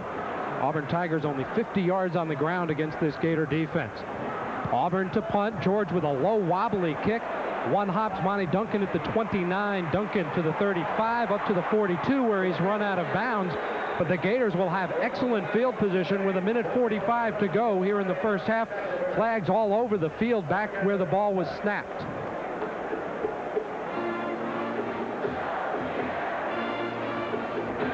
Holding on Auburn, the Gators will turn it down and take that field position, I'm sure. Yeah, they're sending Matthews out. They're not even going to consider having the punt again. He really missed the ball. The ball fortunately took a good bounce. And Monty Duncan was able to get excellent field position on the return. 1:45 left in the first half, and the Gators have yet another opportunity perhaps to get additional points as they lead the Auburn Tigers 10-3. Look at the passing yardage, completely dominated by the Florida Gators in that category. Gators lead by 7. They want more. 5 receivers split all over the field for the Gators. Matthews against a 3-man rush, throws over the middle, in and out of the hands of his intended receiver, Aubrey Hill. Redshirt freshman from Miami couldn't come down with it. It's 2nd down and 10. You can't throw it any better than that. Aubrey Hill really had a chance to come up with a big reception right there. Matthews hit him right between the numbers, but Aubrey couldn't find the hand. Excellent protection again up front. Matthews takes it down the run with it. Still could throw if he wants to. He'll keep it. Shane to the 49, and there's 15 more. That'll be a blow to the head. That's not a late hit out of bounds. That's an intentional blow to the head, I'm sure, is what the officials are calling. Yeah, I can't believe the mental lapses that some of these kids have playing this game defensively. You've got to be aggressive, but you can't be stupid. You just can't. All you got to do is knock him out of bounds right there, but Fred Smith tries to hammer him with a whiplash of the arm, and you can't do that. You can't do that. Is that 15 they're going to get? That's 15 of them. The Gators are down to the Auburn 35 with a 1st and 10. The clock stopped also. Now, we've seen Gator defensive backs from time to time make the same mistake. You just cannot do that to your team. Make the tackle, make the hit, be aggressive, be tough, but don't be stupid. Gators now with lots of time, 1:34, and the ball at the Auburn 36-yard line. Matthews to throw. Crossing route a little low and incomplete, intended for Willie Jackson. It'll be 2nd down and 10. The second ball that Matthews has thrown on this possession that was catchable and the Gator receivers have not come up with. I don't know what you think, but I can't recall a game this year where Matthews has had better protection. He's just, as far as I can see, being a former offensive lineman, he's getting tremendous protection from his offensive line. Gators again with wide receivers. Auburn blitzes up the middle. Jackson catches it up the middle. Willie Jackson to the 25, still on his feet. Stiff arms one defender, still on his feet, and gets out of bounds at the 23. What a great effort by Willie Jackson. He really is a crowd favorite, isn't he? He comes up with great catches, and then after he catches the ball, thrills us with his running ability. Watch the break against Fred Smith, one of the greatest athletes Auburn has in the secondary, and then he avoids another tackle by Corey Barlow, who's also an excellent athlete, and still takes another hit and remains on his feet as he bounces out of bounds. Stops the clock, by the way. Minute 18 to go in the half. First down, Gators at the Auburn 22. They blitz again. Matthews tucks it in and will be dropped for a loss of 2. His wide receiver did not read the blitz. I believe he needed help at the wideout position right there on a quick route. He didn't get it, so he just took the minimum. He just ate the football, took the short sack. James Willis gets credit for the tackle. Chucky Johnson, John Wilson always also pinching in there. 55 seconds to go. Second down and a dozen for the Gators. Auburn with a 3-man rush. Shane gets it to Willie Jackson. Willie will be dropped at about the 14-yard line, and the Gators call timeout. They'll have a third down and about 6 at the Auburn, rather the 19, not the 14, and Shane Matthews goes over to Steve Spurrier. Well, they're trying to get deep. Obviously, they would love to get a wide receiver behind this Auburn secondary, but they've really not been able to do that all afternoon. Matthews has some considerable yardage right now, probably in the 170-yard range. We're just guessing, as he had about 149, I think, a little while ago. And he's just being very productive, but not being able to get the deep pass. Pat Dye has his defense playing excellent in coverage and not allowing the Gators to get the big play on him. Saw one of the 2 Auburn tight ends, Victor Hall, hobbling toward the Tiger locker room, where he'll be checked out at halftime. 44 seconds for the Gators, no timeouts remaining. So that's now a factor at the Auburn 19-yard line. The Gators have to get the ball inside the 13 for the first down. A first down will stop the clock. Of course, an incompletion, the ball out of bounds, or a penalty would also stop it. Well, and actually 44 seconds is an eternity with a passing ball team, especially when you're inside the opponent's 20. So we're not too concerned about the clock right now. We're more concerned with picking up a first down. Gators would love to get in the end zone here. They lead by 7. Auburn has had field position all day, but Florida leads at 10-3. Third down and 6. Matthews under pressure, throws behind. A spinning catch is made at the 11. Aubrey Hill makes the catch, and the Gators have to hustle up to the line of scrimmage. The clock will stop with 38 seconds to go. Aubrey Hill redeems himself with that catch, doesn't he, from the earlier drop? What a terrific catch. He had to spin to catch the ball. It was thrown behind him.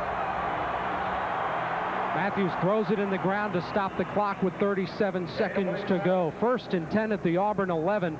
37 seconds, no timeouts remaining, but as you said, Jim, that's a lot of time. As many ways as you can stop the clock when you have possession of the football. Let's take a peek at Aubrey Hill's first down catch, as we're going to get a chance to see it here in a moment. No, I guess we're not.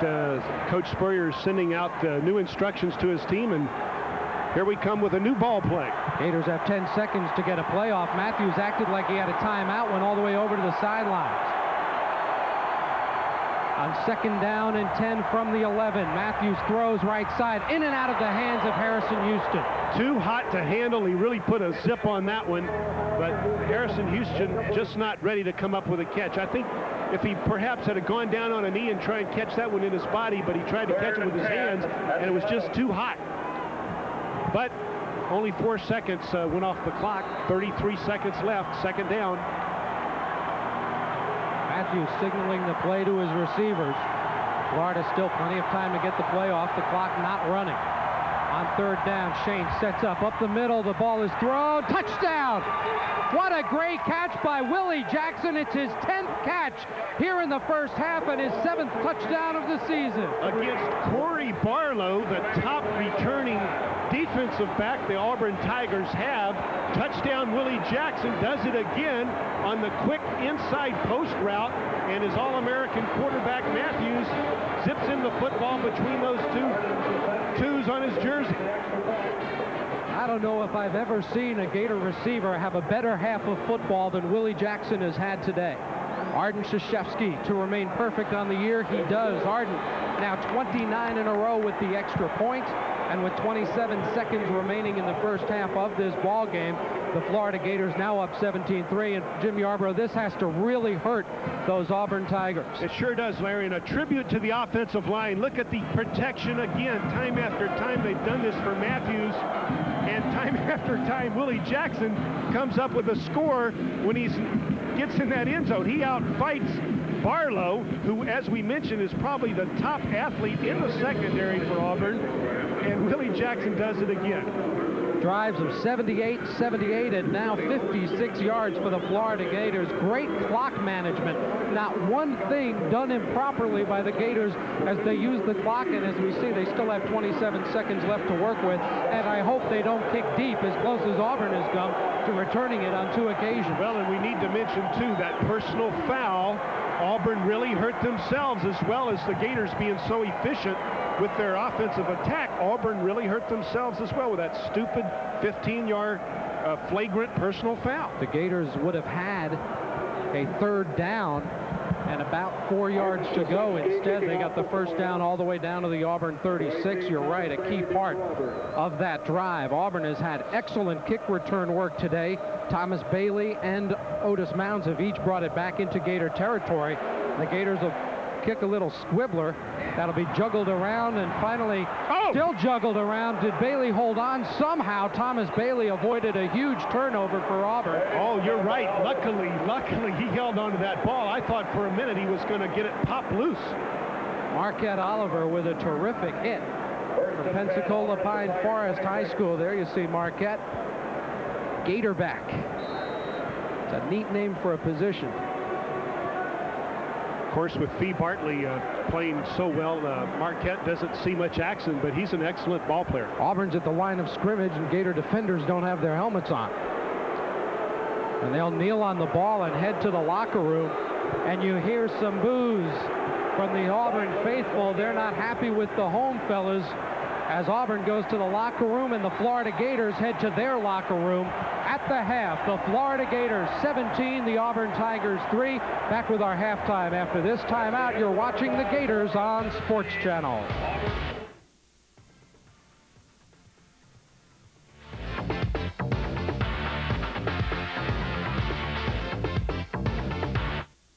On June 23rd, BMW introduced the completely redesigned 325i Sports Sedan.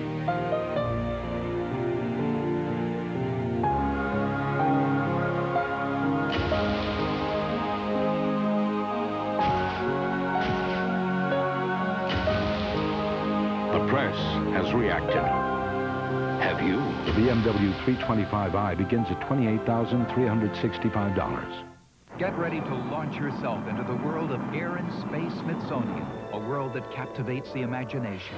Satellites, superjets, soaring, something different every other month. There's no other magazine like Air and Space, and with your subscription comes membership in the National Air and Space Museum in Washington.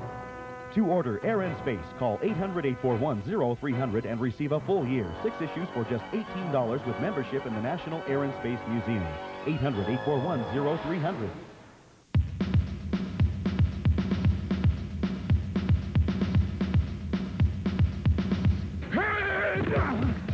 This fall, hard-hitting college football is here. 5! Touchdown, Notre Dame! That's it, we told you we're going to make it physical. The Fighting Irish of Notre Dame, the Florida Gators, Miami Hurricanes, Ivy League champion Cornell, and the Big West. See it right here on Sports Channel America. Jordan-Hare Stadium in Auburn, Alabama. The Auburn Tigers have been invincible here for many years, but this is not a normal year for Auburn. They've lost 2 consecutive home games to Southern Miss and Mississippi State, and this afternoon, soon to become this evening, they trail the Florida Gators, the Fighting Gators, unbeaten in the SEC, leading it here at intermission by the score of 17-3. Now let's take our weekly feature and a look at the University of Florida. Now here's the latest news from the University of Florida. Leslie Gross has been doing doctoral level research on butterflies since he was 14 years old. When he first showed interest in working in a University of Florida lab, there was concern that he was some young kid with a passing fancy.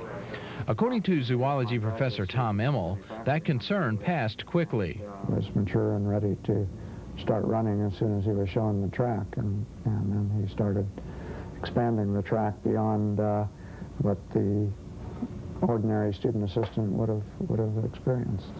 Tom, would you come and look at this? Gross is now an old hand at the research game. He's been at it for 3 years now, and while he doesn't mind the Doogie Howser label, he doesn't see himself as all that different from other 17-year-olds. I've never really thought of myself as anything superhuman. I'm just somebody who has an extra dose of curiosity, and I think that's what drives me forward. Leslie realizes that devoting most of his life to research makes him seem out of the ordinary. He's already had to make some tough choices between science and a social life. Science won out. I think I'll always be a little different, but I look forward to having more of my peers be my same age. Gross's work with butterflies has allowed him to travel extensively on research trips and to international science meetings. Those travels and growing up in a medical mission clinic in Ethiopia have led to his desire to one day practice medicine in a third world rainforest. His professors say a student like this comes along only about once every 20 years. Making a world of difference. The University of Florida. Joining us now at halftime at Jordan-Hare Stadium is Dean Wayne Drummond, the Dean of the College of Architecture at the University of Florida. Dean Drummond has been the Dean for just under a year and a half now, and first of all, welcome to our telecast. Thank you very much. I know the College of Architecture is a very diverse one. Tell us about your college as an overview. Well, I guess, Larry, we have a number of programs within the college. In addition to the 1,700 students that we also have programs in interior design, landscape architecture, building construction, urban regional planning, and of course the Department of Architecture. So we've got a very diverse and very exciting program. I'm very pleased to be at the University of Florida. And I know one aspect of the college you're very proud of is that it's not only a university resource, but actually serves the entire state. This is true, and I think if there's anything we can emphasize about the college, that would certainly be it. Our university, we think we're very proud. We're very proud to be there with Dr. Lombardi and others to serve the people of the state of Florida. And of course, a lot of the things that we do, we receive major grants to do things such as right now we've received a major grant to look at the Cross-Florida Barge Canal. It's a very environmentally sensitive issue, and I think we're very pleased that our researchers are very actively involved in that. We also have a program called the Geographic Information Center, the GeoPlan Center, which is run through our Urban Regional Planning Department, which deals with computer mapping of virtually every aspect of information in the state, every county in the state of Florida.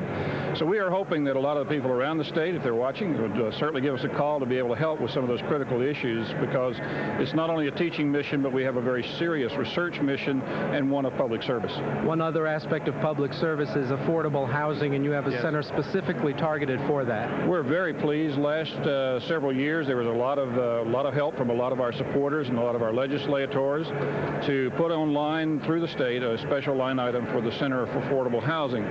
This past year, we've been very successful. Mr. Jim Schimberg, a very successful and prominent developer in Tampa, and also has been known very nationwide for his service, has endowed the Center for Affordable Housing with a $1 million gift. And with that, we're going to add new scholars and researchers to help us develop our PhD program, and also really to focus on every county in every city. Affordable housing is one of the most critical problems, not only in the state of Florida, but also nationwide. And we really feel that this is a very vital program to us and one that we're very proud to be serving in. It's obviously very appropriate. We have you here at halftime, a man who spent 8 years at Auburn University. Yes, this is true. It's been kind of with mixed emotions. I've walked down the streets today and said hello to a number of old friends, and it's been great to be back here in Auburn. But as I said, I'm very, very pleased to be in Gainesville at this point. We're here. It's good to be able to work and look at the quality of both of these institutions. They're two very, very fine public programs, and Auburn University and the University of Florida should have a wonderful afternoon. It's a beautiful day here in Auburn, and I certainly am looking forward to a great ball game. Thank you very much, Dean Wayne Drummond, our guest here at halftime. Gators with that score late in the first half with a 2-touchdown advantage. Gators up 17-3. Jim Yarbrough and I will be back to take a look at halftime highlights after these words on Sports Channel. Is that shirt a little small, or are you a little large? Has exercise got you bent all out of shape? Stop. There's a better way. Introducing Walk and Roll from TelExpress. No matter what the time or weather, you can walk. Walk to a fitter, trimmer, healthier you. It's so easy. A half-hour workout every other day can burn more calories and tone you up quicker than an all-day hike.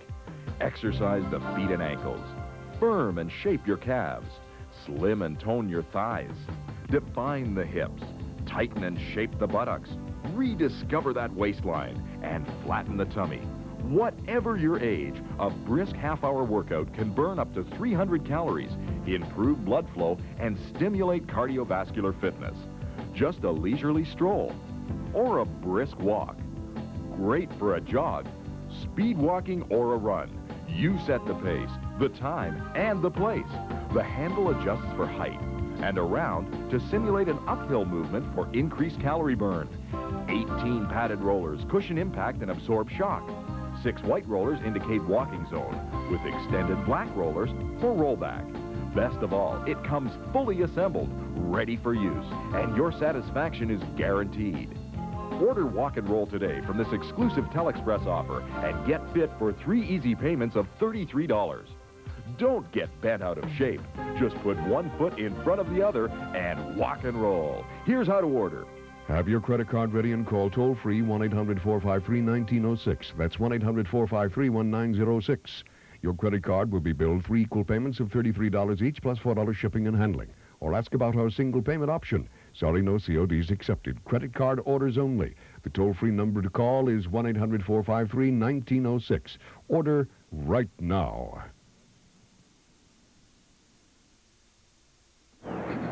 As you can see from the stands here at Jordan-Hare Stadium, the sun is almost set behind one side of the stadium, as some of the people in the upper reaches are still in the sunshine where it's a whole lot warmer. But we're here at halftime where the Florida Gators lead the Auburn Tigers 17-3. We're going to take a look at first half stats, and let's take a look at that first Gator drive when Florida stepped out and drove the length of the field, and an unlikely hero running it in for a touchdown. This is Ground Matthews. We kept talking about Shane Matthews taking advantage of the Auburn defense dropping back so severely to cover against the pass, and he scampers in for the Gators' first touchdown of the afternoon on their first possession of the afternoon. Auburn had great field position throughout the first half, but here the Gators get a turnover. Tim Paulk with the pressure, Will White with the interception. Stan White just gets hit and short arms it.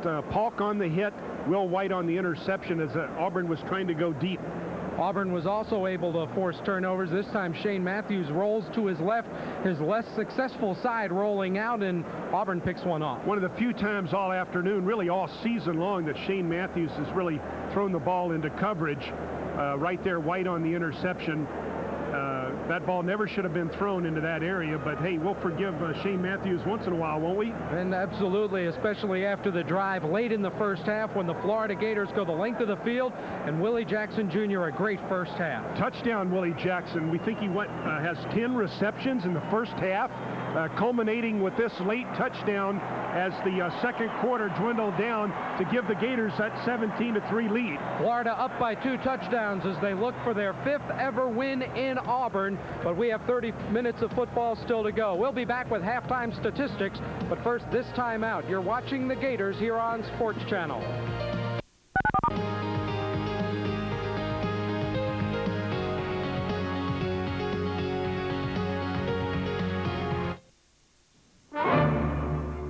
The Grundig Traveler 2 is designed for a person who's always on the go.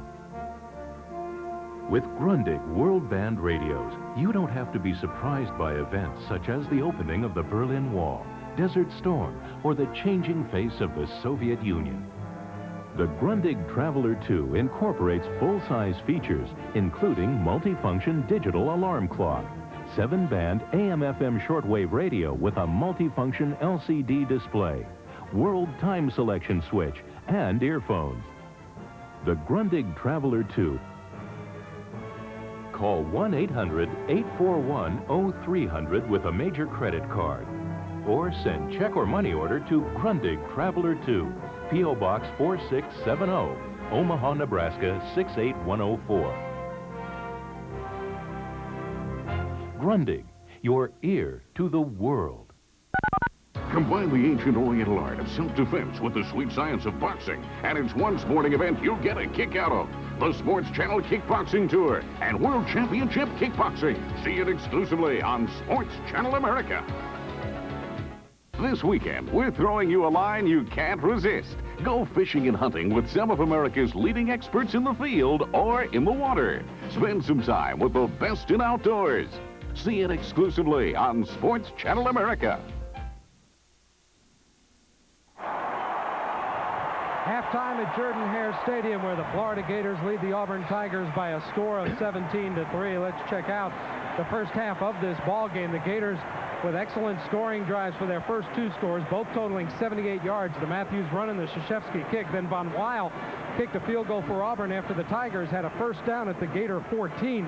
Then the Gators with that drive at the end of the first half for the touchdown and the 17-3 lead here at intermission. Halftime statistics are brought to you by Dairy Farmers, producers of Florida fresh milk, and the total yardage tells the story, Jim. Well, I think on both sides, the Gator offense continues to have great production out of their offense, and the running game is doing well as also, Auburn completely shut down on the running attack, only 48 yards and only 49 yards passing. And all the missed opportunities that the Tigers had really going to come back to haunt them this afternoon. But that Gator defense just stiffened every time Auburn got into Gator territory. Auburn just not productive at all on offense. The Gators will have the ball when we start the second half as the temperatures are dropping in Auburn, Alabama, but the Gator hearts are warm, leading 17-3. Back with the third quarter right after this.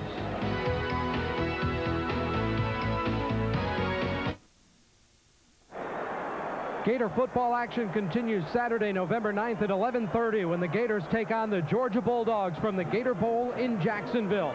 Tune in to Sports Channel as these teams meet for the 69th time for all the exciting action. Steve, Jim, and I will be there to bring it to you only on Sports Channel, the home of the Gators. Be sure to check your local listings for Sports Channel and Gator Vision coverage in your area. We're getting set for the start of the second half. The Gators on top of Auburn 17-3. After that outstanding drive late in the first half, and Florida has shown that ability all season long to get an important score late in the first half and have the emotional edge at intermission. They've done it every game, even the Syracuse game where the Gators were not able to come back for the win. They still scored late in that first half. Von Weil to kick it off for Auburn. They kick deep. Ball headed for Harrison Houston, who will take it at the 3-yard line. Houston up the middle looking for running room, 25 up to the 31-yard line, where he is spilled down by Auburn's James Bostic, a fullback from Fort Lauderdale Dillard High School. Auburn signed 4 guys off that Dillard team. Since Tyrone Young in 1980 against the Georgia Bulldogs in Jacksonville. That's how long it's been since a Gator caught a pass 10 times in one ball game, and Willie Jackson Jr. did it in the first half. We have an injured Gator on the field. It's Terrell Jackson, the Florida starting tight end, who hasn't seen a lot of playing time today. The Gators have had 3 wideouts, sometimes 4 wideouts on the field at one time. They check over Terrell. That was a 28-yard return for Harrison Houston. A nice run back, putting the Gators at the 31 to start play here in the third quarter.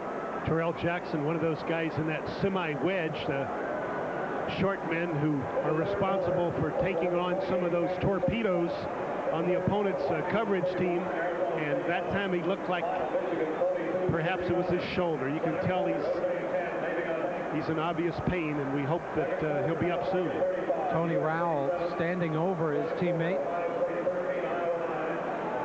Clenching fists there, trying to lend some moral support. The Gator offense under the direction of Shane Matthews, who's closing in on his 13th consecutive 200-yard game. Had a very solid first half, as we showed you that one bad throw for an interception, but also made some big throws and a great throw for the touchdown to Willie Jackson, who was covered extremely well by Corey Barlow. but I don't think we can pay enough credit to the offensive line, Larry. They have just given their All-American quarterback a tremendous amount of time this afternoon to look downfield. Well, not only are the Gators and Tigers battling on the football field, but also on the volleyball court. That was Friday night in the O'Connell Center as the 5th-ranked Lady Gators, under the direction of head coach Mary Wise, defeated Auburn in straight games by scores of 15-5, 15-6, and 15-9. So congratulations to the Lady Gators, who are now 23-2, unbeaten in the SEC. Florida's 2 newest head coaches, Steve Spurrier and Mary Wise, undefeated, competing at home and undefeated in SEC competition. Let's check in with Steve. Well, Larry and Jim, just was about to tell you guys that in that first half, the Gators came out of it unscathed with injuries. Just now we have the problem with Terrell Jackson. We'll follow up on Terrell. But first of all, how about Mark White? You know, the ankle was bothering him, and it was a question, how many snaps can he take in that first half, and could he go all the way? Well, the question, or the answer is yes, he did. Dean Gold was ready, but was not needed because Mark White was able to go all the way, and that ankle is holding up pretty good. Let's go back upstairs. Gators start out at their own 31-yard line with a double tight end formation. Pitches to Eric Rett running right side. Eric turns it up for about 5 yards to the 36-yard line. Darrell Crawford in there on the stop for Auburn, along with Reggie Barlow. Good to see Reggie Barlow back in the game after he left with an apparent hand injury. Give him 6 yards to the 37, just about the 37. It'll be second down and a long 4, short 5. You make the call. Shane Matthews, the Gators' top running back in this ball game. I'm sure he'd like to see Eric Rett do more of that duty here in the second half. Willie Jackson comes in motion. The give is to Rett. Eric Rett stopped after a short gain. Got to about the 38-yard line. It'll bring up 3rd and 3. James Willis stuffing the play for Auburn. Shane with 162 in the first half. Puts him over 5,000 for his career. In fact, over 5,100 right now. His 42nd career touchdown pass on that connection with Willie Jackson. And another injured player back on the field, apparently okay. That is Auburn tight end Victor Hall. Gators need 3 from the 38. Matthews, a quick hitch. Dropped. Willie Jackson was open. It was a little bit low, but he could have come up with it. And Florida will kick it away. Well, 3 plays and a punt. Auburn does what they need to do on defense as we start the third quarter. The Gators had an excellent opportunity there. Willie Jackson was so productive in the first half. Drops the ball on the first down attempt, and here comes Shane Edge. Edge had 2 punts in the first half. His first was not a good one, a 30-yarder that went off the side of his foot. His second punt carried 48 yards, down to the Auburn 10-yard line. Auburn with a 10-man line. Not much of a rush, though. And Edge kicks a boomer back inside the 15. Bailey takes it at the 12. Circles to his left. There are Gators there, but he's across the 25 to the 27, maybe the 28-yard line. A good punt by Shane Edge of 51 yards, but Auburn got about a 17-yard return from Bailey, so the net's 34, and Auburn goes to work offensively for the first time in the second half. Stan White had a difficult first half trying to move this Auburn offense. 14 attempts, 9 completions, only 49 yards. If you're going to average less than 4 yards an attempt, your passing attack is not going to get much done. On the year, White now 5 touchdowns and 10 interceptions. Auburn ball at their 28 as they get started. And they come out running with Joe Frazier, splitting the Gator defense up to about the 33. You know, you talk about that lack of production in terms of yards per attempt. They've really had problems all year getting the ball to wide receivers. Casey is the one wide receiver that's in the top 5 or 6 in terms of receptions, Auburn Tigers, for the year. Generally, it's the tight end, the running back, who lead in statistically catching the football. They just really have had problems getting the ball to the wide receiver. White pumps as he rolls left. Now he's going to run with it and slides down at about the 35-yard line. We'll see where they mark it. He's probably going to be a little bit shy of a first down. They appear to be spotting it at the 36. So Stan White, gimpy knee and all. Yeah, it's closer to the 37. It'll be third down, about 1.5 yards to go. Stan White does a great job here of lulling the Gator defense to sleep. They think he's going to maybe go down right there, and then he sneaks to the outside, picks up an additional 2 or 3 yards by turning on the jets. It's a long yard that Auburn needs here on 3rd down as the Gator defense tries to stop them. Otis Mounds. They did. A great second effort. Might have gotten close for Auburn's Otis Mounds. The redshirt freshman from Fort Lauderdale Dillard was drilled by Timmy Pauk, fought off it, and got close to the 38, but I believe he'll be short. I don't know. I think yes, I agree. I think the Gators got a favorable mark right there. Watch this hit at the point of attack on Mounds out of Dillard High School. It was Timmy Pauk, as you mentioned, the big, strong inside linebacker. Myrick Anderson also there to help out. They're going to go for it? Well, we'll see if they actually snap the football or if this is one of those get-them-to-jump situations. Yeah, it's got to be, I would think. It's just too much of a risk. They need about a half a yard. 4th down. Auburn 1 for 9 on 4th down this season. They're going for it. It's going to be very close. The spot indicates it's going to be within the length of the football. Either way, they'll have to bring out the chains. Looks like they got some movement there. Gators wave no, Auburn wave yes. I guess Auburn also figures, Larry, trailing 17-3, they have to pull out all stops. They've already had 2 losses in the conference. They're 2-2 coming into this Gator football game. They've got to go on the road and play Georgia, play Alabama and Birmingham at the end of the season, so they're pulling out all stops, and they did convert there. Surprised they didn't measure. They just waved it on ahead for an Auburn 1st down. The Tigers have not had many of them. 1st and 10 at the 38. White over the middle. It's a diving catch. Did Hall? Yes, he did come up with it. The Gators wave no way, but Victor Hall with the catch at the Florida 44-yard line. Consecutive 1st downs for the Auburn offense for only the 2nd time today. Victor Hall with 13 receptions coming into this ball game. Again, the tight end, the primary receiver in terms of statistics for this Auburn offense. And again, they go to the tight end. 1st down at the Gator 49-yard line. Auburn's 6th time in Gator territory. White back to throw over the middle, in and out of the hands of Carlton Miles, and then caught by Baxter. Carlton had it, ran with it before he brought it in, and Baxter gets the 1st down. Carlton Miles has the interception. He has the interception, but he just can't catch it. He breaks on the ball. He knows he wants it, but he's just not able to glove it. And there's the tight end again. This time it's Baxter. Previously it was Hall. 2 excellent tight ends alternating for Auburn. Miles got it tangled up a little with Fee Bartley. Maybe that threw his balance off, but Auburn with a huge break. They're at the Gator 32-yard line. Up the middle with Otis Mounds, and he gets a couple to the 30. Gators still very tough to run on as Brad Culpepper makes a stop along with Fee Bartley. Culpepper just so strong at the point of attack. Excellent leverage. Refuses to be blocked there, makes a tackle after a short gain. Watch the left tackle fight off the block. Even the lead block of the fullback doesn't help.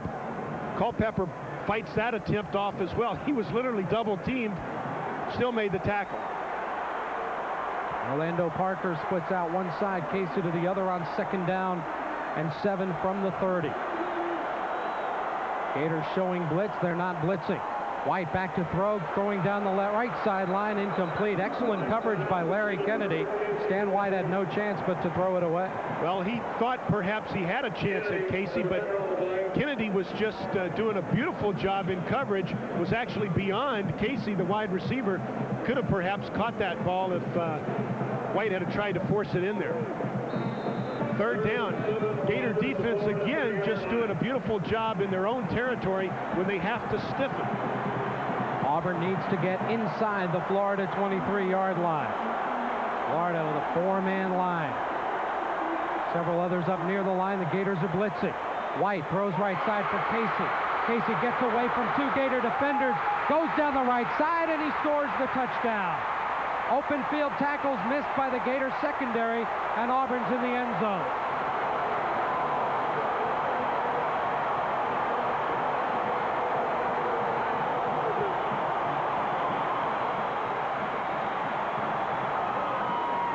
Will White just playing very softly on Casey right there, got juked after Casey made the catch, and once Will White lost his footing, Casey just used his speed to sprint down the sideline. Auburn in the end zone for the first time this afternoon. Von Weil with the extra point, it's good. And the Gators, who felt comfortable at 17-3 at halftime, are now back in a tough one in Auburn. 17-10 with 9:40 to go in the third.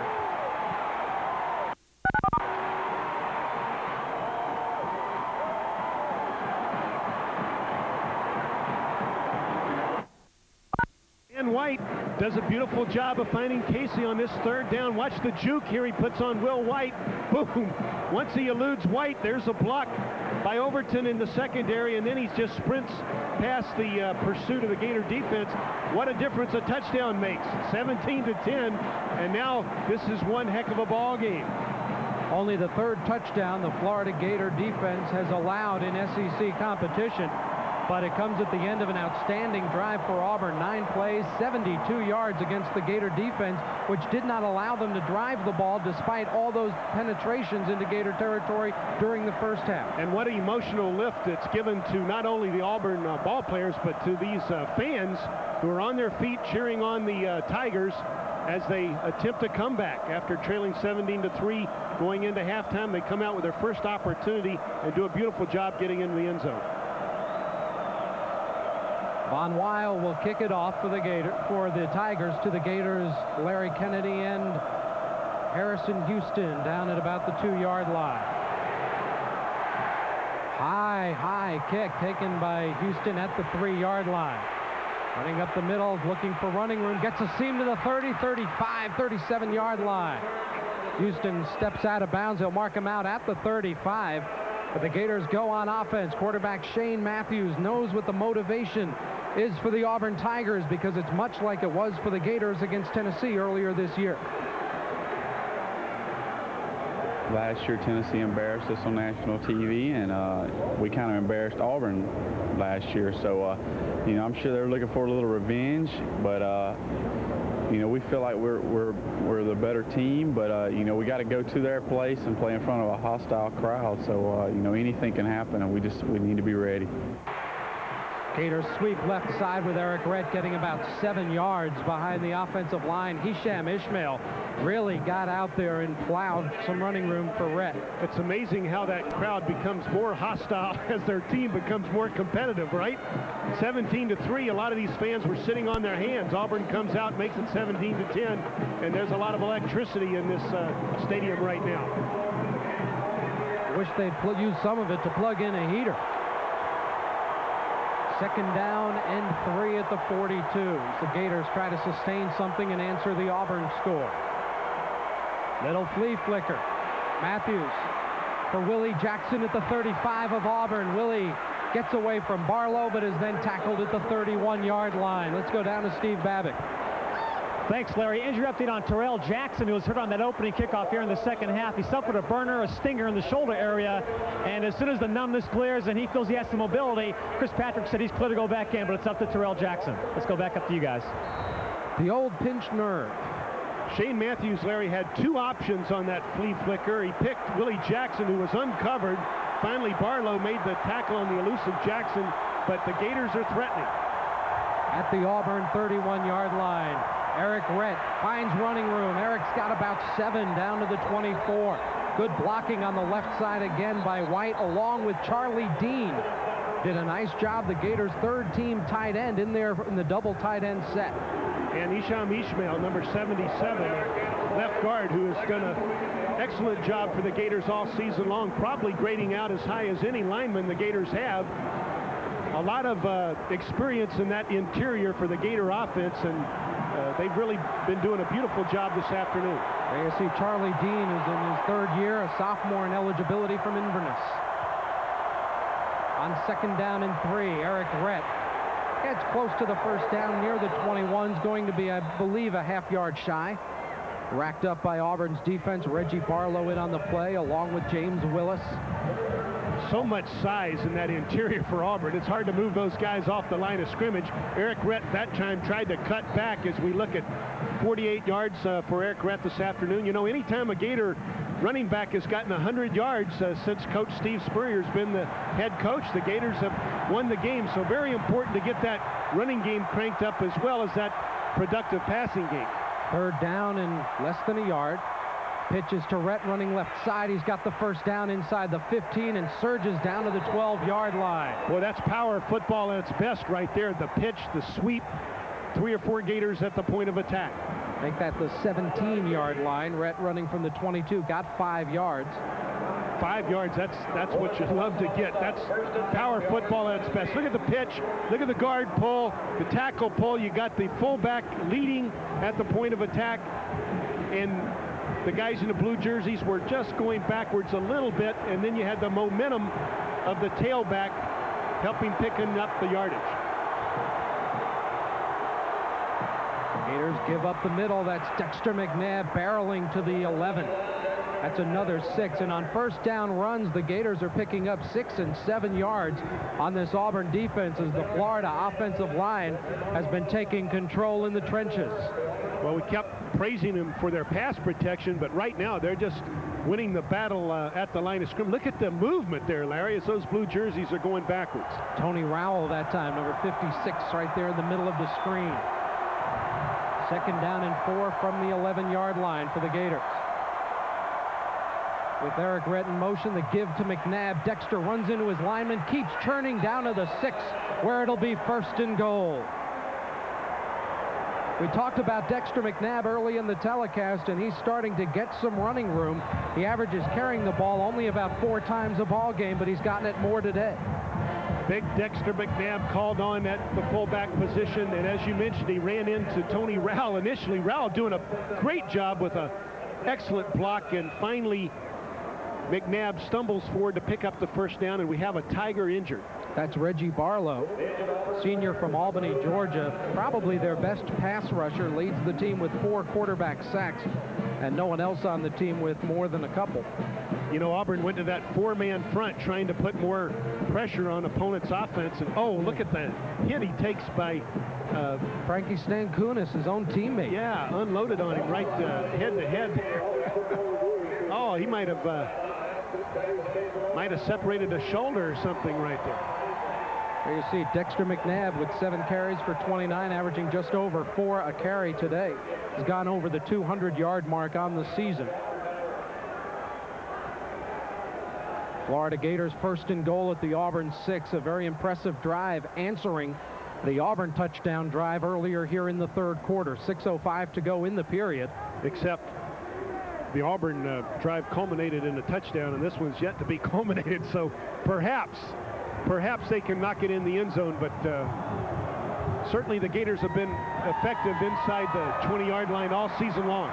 And we'll be back to see the Gators first and goal after this timeout. You're watching the Gators on Sports Channel.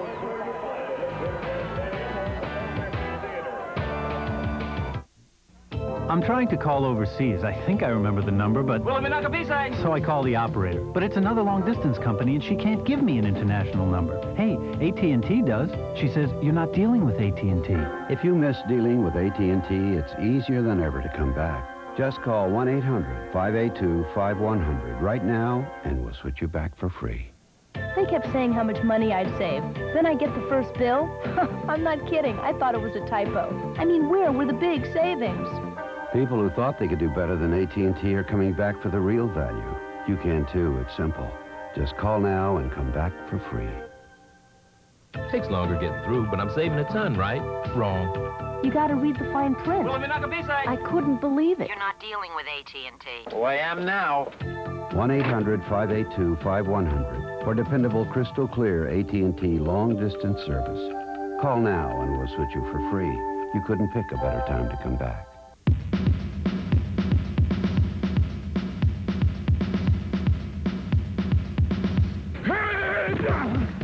This fall, hard-hitting college football is here. 5! Touchdown, Notre Dame! I said, we told you we're going to make it physical. The Fighting Irish of Notre Dame, the Florida Gators, Miami Hurricanes, Ivy League champion Cornell, and the Big West. See it right here on Sports Channel America.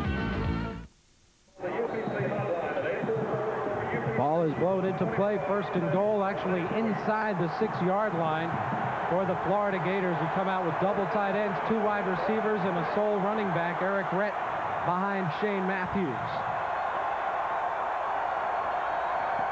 Rhett tries the left side, cuts back inside, fights his way just inside the 5-yard line. Tim Cromartie, Benny Pierce for the Auburn defense. Yeah, Cromartie just blasted through there, making the tackle, or actually the hit behind the line of scrimmage.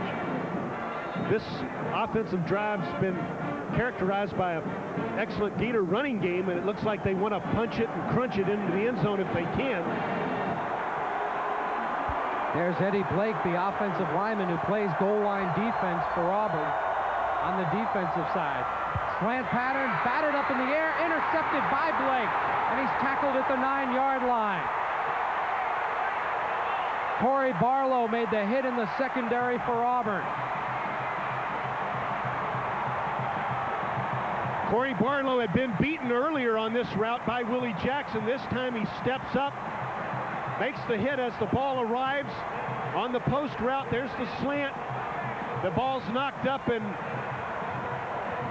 alertly, Auburn picks the ball off. There's the big offensive lineman that's back in the game right now.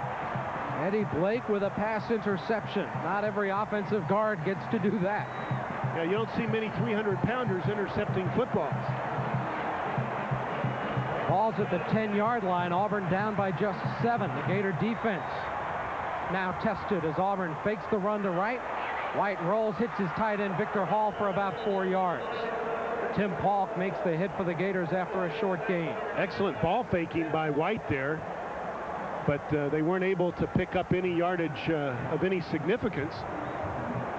Again, this offense has had problems getting the ball to the wide receiver. The one time they've had success, Casey was able to elude Will White and come up with an Auburn touchdown, but generally they dump the ball off to the tight end and the backs. That's not what they want to do, but that's what they've been forced to do.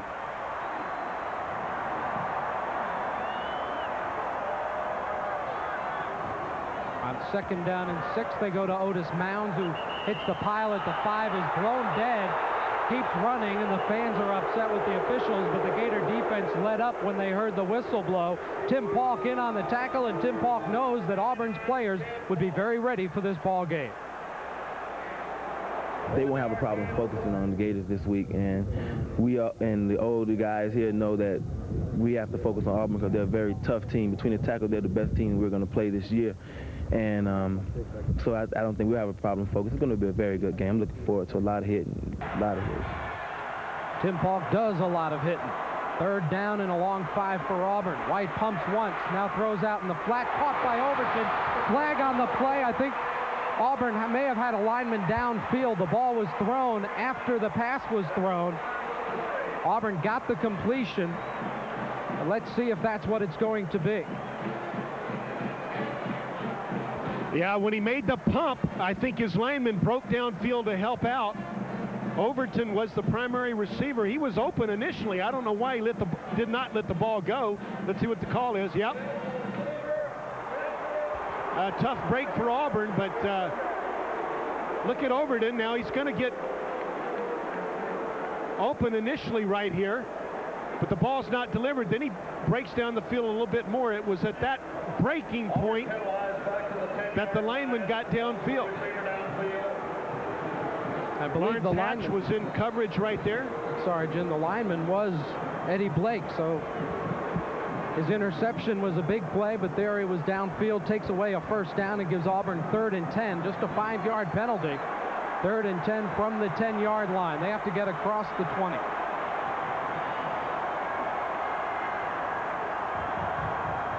White from his own end zone is drilled as he throws long and overthrown, incomplete. Almost intercepted by Lawrence Hatch, who couldn't pull it in, but Darren Mickle really racked up Stan White as he let it loose. Right defensive end, Darren Mickle again takes the inside against big Wayne Gandy, I believe, number 74, and now White has to throw the football before he's ready. He overthrows it, and Hatch almost makes a beautiful interception. Well, that would have been a 40-yard net punt. So let's see if the interception would have been better or worse than what the Gators get. Big rush. They don't get to Terry George.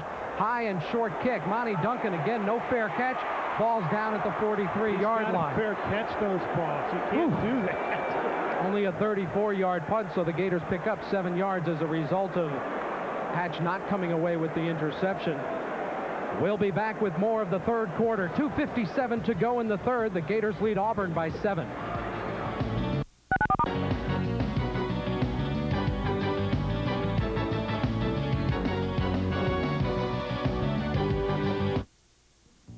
Are you getting all the golf you want? You want more? More than TV? More than magazines? Sounds like you're ready for Golf Week. Golf Week gives you more golf news than any publication in the world. More on the pros, more tours, with more scores, more stats, more stories. Call Golf Week now to start your 4 free issues. Just call the number you see on your screen right now. Call now for more amateur golf, national, regional, local, more college golf. Call now to start with 4 free issues. If you don't want any more, just cancel and pay nothing. Or take another 22 issues, a total of 26 weeks for only $19.95. You can even use your credit card. Call Golf Week now to start your 4 free issues. Just call the number you see on your screen right now. Well, you see the Gators with 2:57 to go in the third, leading by a touchdown. Florida has taken advantage of Auburn's pass defense, which only allows 154 a game coming into this one, 189 already. But Auburn with that great field position and an excellent drive to start off the third quarter on their first possession. They get them back within 1 score. Yeah, Auburn had great field position in the first half, but they only got the 1 field goal. But then they come out in the second half with that beautiful drive and get their touchdown to tighten this thing up. From the 43, the Gators go on offense with their best field position to start a drive all day. Split backs behind Shane Matthews. Shane over the middle, a little behind, but a nice catch made sliding there by Willie Jackson inside the Auburn 30-yard line. Auburn's really giving Florida those short crossing patterns and underneath hook routes. Frankie Stankunas, the safety from Live Oak, Florida, just can't get there in time. Willie loses his footing as he falls back to catch the football, but made sure he was going to make the catch. Mark the ball at the 28 as Willie Jackson continues to make receptions for the Florida Gators. 1st and 10. Matthews fakes once, now goes deep for the corner. He's got a man. Touchdown! Great adjustment to the ball by Harrison Houston.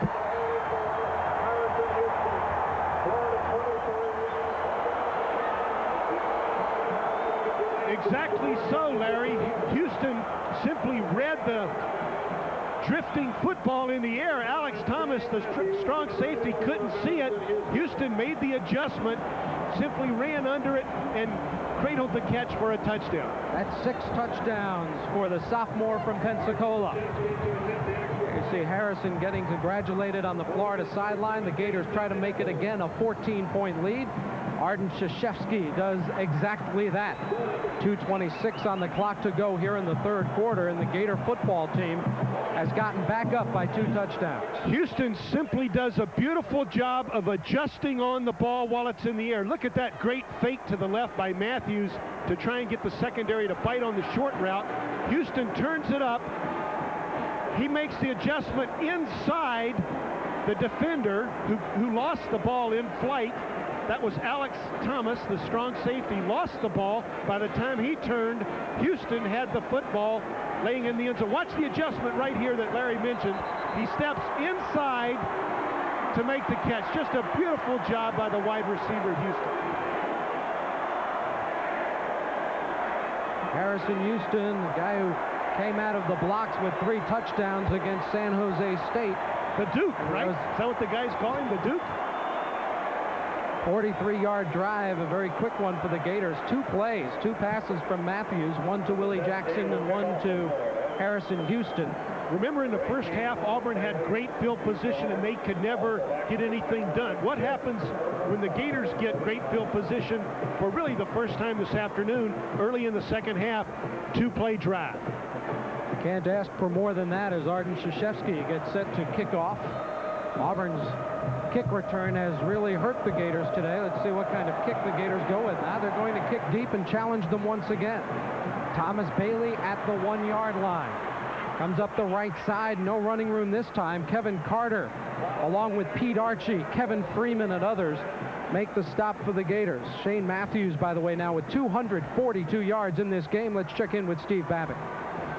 For the Auburn Tigers, that last defensive series, they had to go without their standout defensive end, Reggie Barlow. You know, he was hurt back in the first quarter with the stinger, with the burner. Same thing Terrell Jackson had. He re-injured that left shoulder again back 2 defensive series ago and has been out ever since. So Auburn Tigers, they need Reggie Barlow in the game defensively if they're going to do well.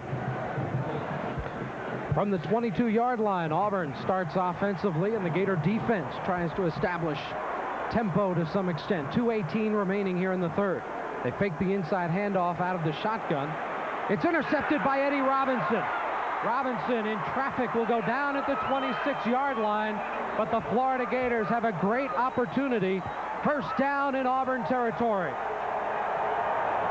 Out of the shotgun formation, Auburn forced into a passing attack out of the shotgun. Stan White just throws it right to Eddie Robinson, poorly thrown right into coverage. He wishes he had that one back, obviously. And the Gators have another tremendous opportunity. At the Auburn 26-yard line, Edward Robinson with the interception for the Gators, his first. Florida with 3 wide receivers, single or 2 backs, split, no tight end on the field. Matthews again with time, gets it to his receiver. That's Eric Rhett, still on his feet. Rhett fights his way inside the 15-yard line. Seemed like the Gators had a dozen receivers on that play. That was a broken route. McNabb and Rhett wound up in the same place. Matthews decided to throw it there anyway, and somehow Eric Rhett escaped the initial tackle and moved deep into Auburn territory with his running ability after the catch.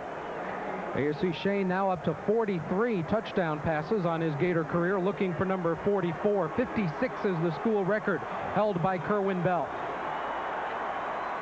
Toss sweep, the Gators fake the reverse. Eric Rhett with the ball inside the 5. That's a pretty play. I thought he was going to hand it off to Houston, and I guess Auburn did too, but he really motored, didn't he, after he made the fake? Eric Rhett continues to be extremely productive in this second half as the Gators feature the running attack. There's another new play that was put in during that off week that the Gators had the luxury of having before coming here to play the Auburn Tigers. What a good all-around back Eric Rhett is becoming for the Florida Gators as he nears 1,000 yards in all-purpose yardage, running and receiving. Only a sophomore as well. Second down and 1 from the 4-yard line. Rhett bounces it outside, turns it up, gets the first down at the Auburn 2. Tough running from Eric Rhett from MacArthur High School in Hollywood. Look at the point of attack to your left. Mark White makes the block initially, then gets beat to the outside as Eric Rhett had bounced outside, but yet he fought forward towards that goal line. And what do we got, a first down? First and goal at the 2. Now, I know that offensive line is back in the huddle saying, hey, let's punch it in, crunch it in, don't throw the football, let's go at them. Well, let's see if they have their way. Double tight end, the fullback Randolph in there. The Gators go with Eric Rhett left side. There's nothing there. Florida lost a yard. Excellent defense. Mike Pelton, Benny Pierce in there for Auburn. Richard Shea also helping out on the play. Florida goes from the 2 back to the 3 where it will be second and goal as the clock runs out in the third quarter at Jordan-Hare Stadium in Auburn, Alabama. 15 minutes of football still to come. We'll be back to show it to you right here on Sports Channel.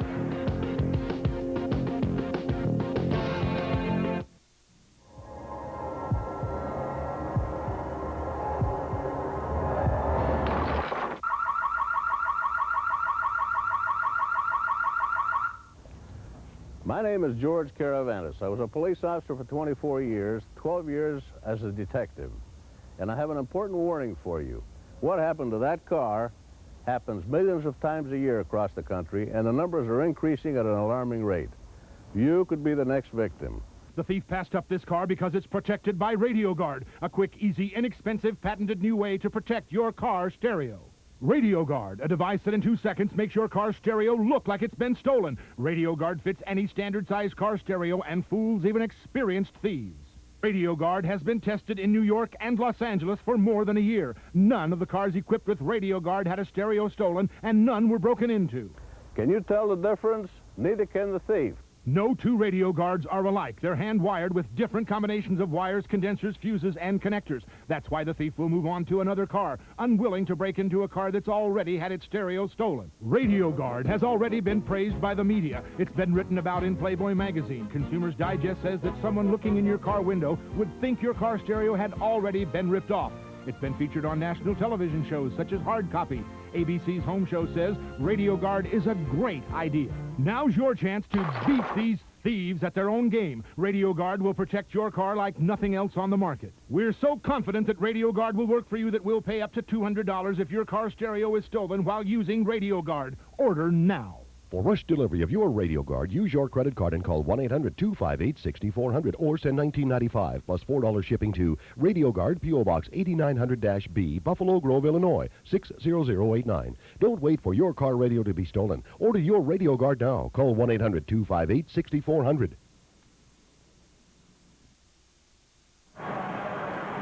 Shane Matthews, the trigger man for Air Spurrier, 8 300-yard games in his career. A couple of them were not positive outcomes, losses to Florida State and Syracuse, but you see his best 366 against Northern Illinois, and he's approaching the 300-yard mark in this ball game. If he reaches it, he'll break the SEC record with his 9th 300-yard game. He has 54 to go. That is an official update.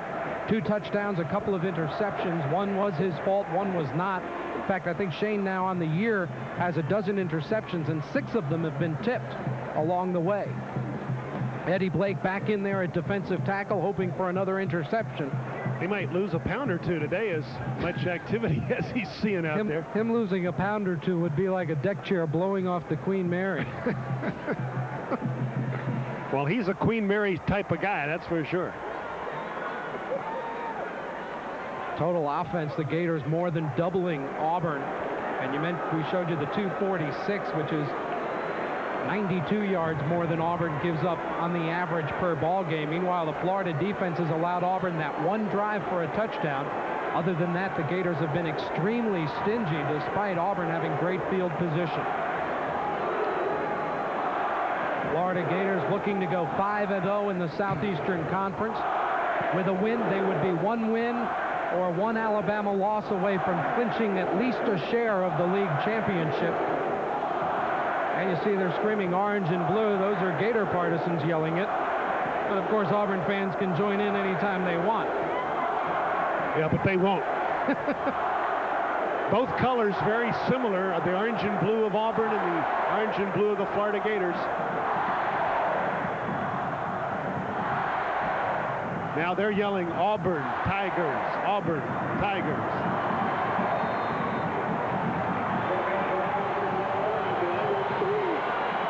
Second and goal for the Gators at the 3. Single back, Eric Rett behind Matthews. Kelvin Randolph, the fullback in motion. Pitches to Eric on the counter. Eric Rett fights his way into the end zone. Touchdown number 7 for Eric Rett. And the Gators are up 3 scores on the Auburn Tigers.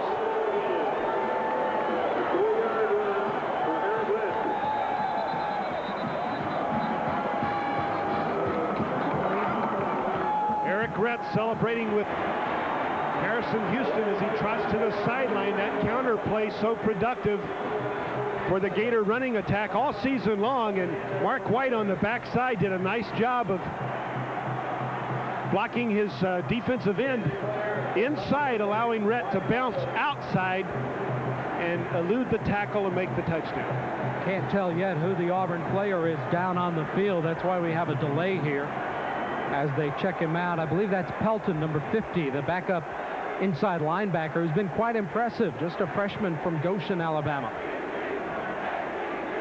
Was met when I got to the stadium today, Jim, walked out on the field. There were a bunch of young Auburn fans hanging out on the field. At least I thought they were. They're all here to work the game, youngsters from around the area. They say, "Are you from Florida?" I said, "Yeah." They say, "Go Gators, but don't tell anyone." So I didn't tell anyone, except all our listeners. We'll be back with the extra point after this timeout. You're watching the Florida Gators on Sports Channel.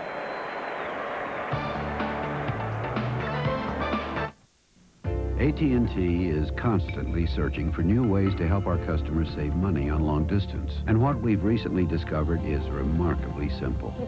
Those customers who spend over $11 a month on long distance could start saving right away by signing up for the AT&T Reach Out America plan. If you spend over $11 a month, you could save on long distance too.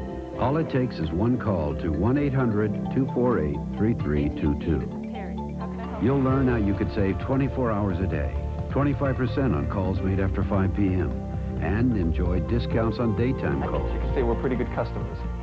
Who are you talking to? If you spend over $11 a month in long distance, AT&T can help you save 24 hours a day, 25% on calls in the evening. Honey, that sounded pretty good. Why don't we sign up? We just did. Great. Who do we call? Call 1-800-248-3322 and sign up for the Reach Out America plan. Get ready to launch yourself into the world of Air and Space Smithsonian, a world that captivates the imagination. Satellites, superjets, soaring, something different every other month. There's no other magazine like Air and Space, and with your subscription comes membership in the National Air and Space Museum in Washington.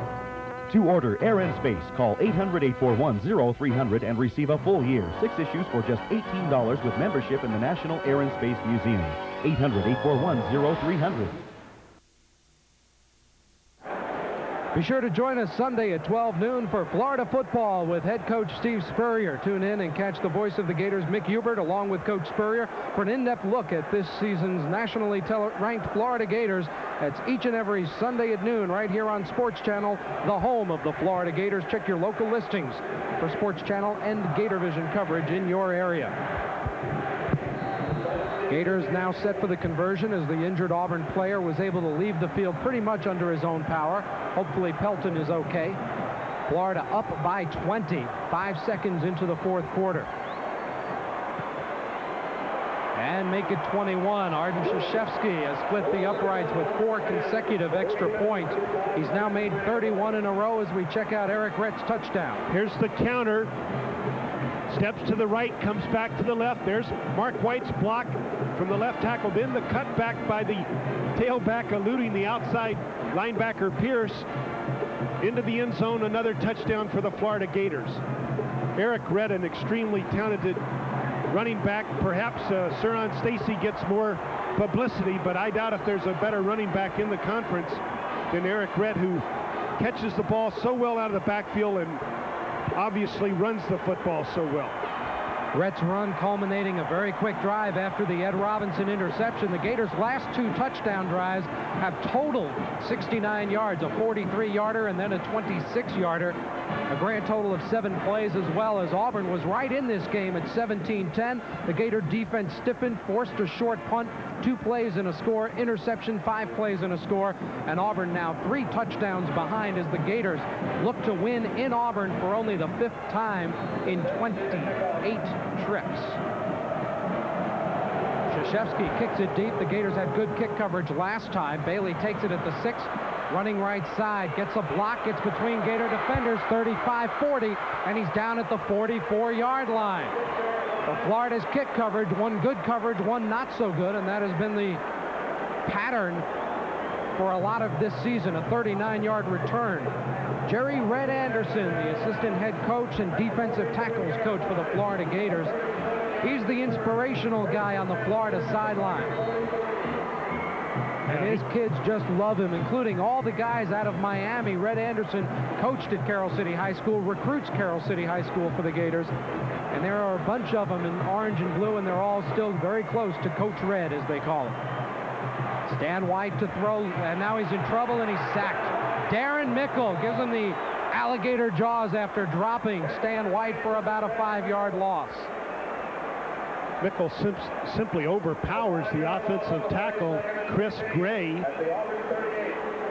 Mickle again doing an excellent job pressuring the quarterback. We've mentioned his name a couple of times this evening in terms of pressuring Stan White. Little inside trap off the shotgun. McMillan gets down to about the 44-yard line, and a little shoving match afterwards. Is frustration starting to show a bit. Auburn hustling without a huddle. Will have a third down and about 9 yards to go from the 44. Stan White, the trigger man for Auburn, but he's been firing blanks most of the evening. One good drive for an Auburn touchdown. White steps up, looking to throw, throws short, bounces it to Overton. White just an eyelash behind the line of scrimmage, but it's fourth down for Auburn. You can tell he's still not walking comfortably, playing with an awful lot of heart. His backup is a true freshman. Darren Mickle had forced him out of the pocket, forced him to step up, and he was trying to throw on the run and wasn't able to plant his feet and get any zip on the football and underthrew it considerably. Lawrence Hatch now deep to receive the kick for the Florida Gators. Monty Duncan no longer in that role. High, lazy kick. Hatch comes up and takes it at the 19, looks for running room and goes back a yard. So Auburn with excellent punt coverage. Lawrence Hatch's first punt return of the year goes backwards 1 yard. And the Gators will start at their own 18-yard line. 13:32 to go in this ball game. The Florida Gators up 31-10 at Auburn.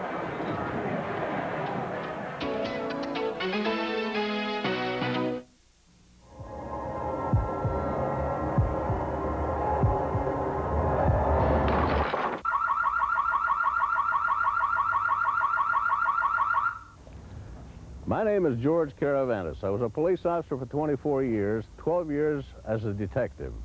And I have an important warning for you. What happened to that car happens millions of times a year across the country, and the numbers are increasing at an alarming rate. You could be the next victim. The thief passed up this car because it's protected by Radio Guard, a quick, easy, inexpensive, patented new way to protect your car stereo. Radio Guard, a device that in 2 seconds makes your car stereo look like it's been stolen. Radio Guard fits any standard-sized car stereo and fools even experienced thieves. Radio Guard has been tested in New York and Los Angeles for more than a year. None of the cars equipped with Radio Guard had a stereo stolen, and none were broken into. Can you tell the difference? Neither can the thief. No two Radio Guards are alike. They're hand-wired with different combinations of wires, condensers, fuses, and connectors. That's why the thief will move on to another car, unwilling to break into a car that's already had its stereo stolen. Radio Guard has already been praised by the media. It's been written about in Playboy magazine. Consumer's Digest says that someone looking in your car window would think your car stereo had already been ripped off.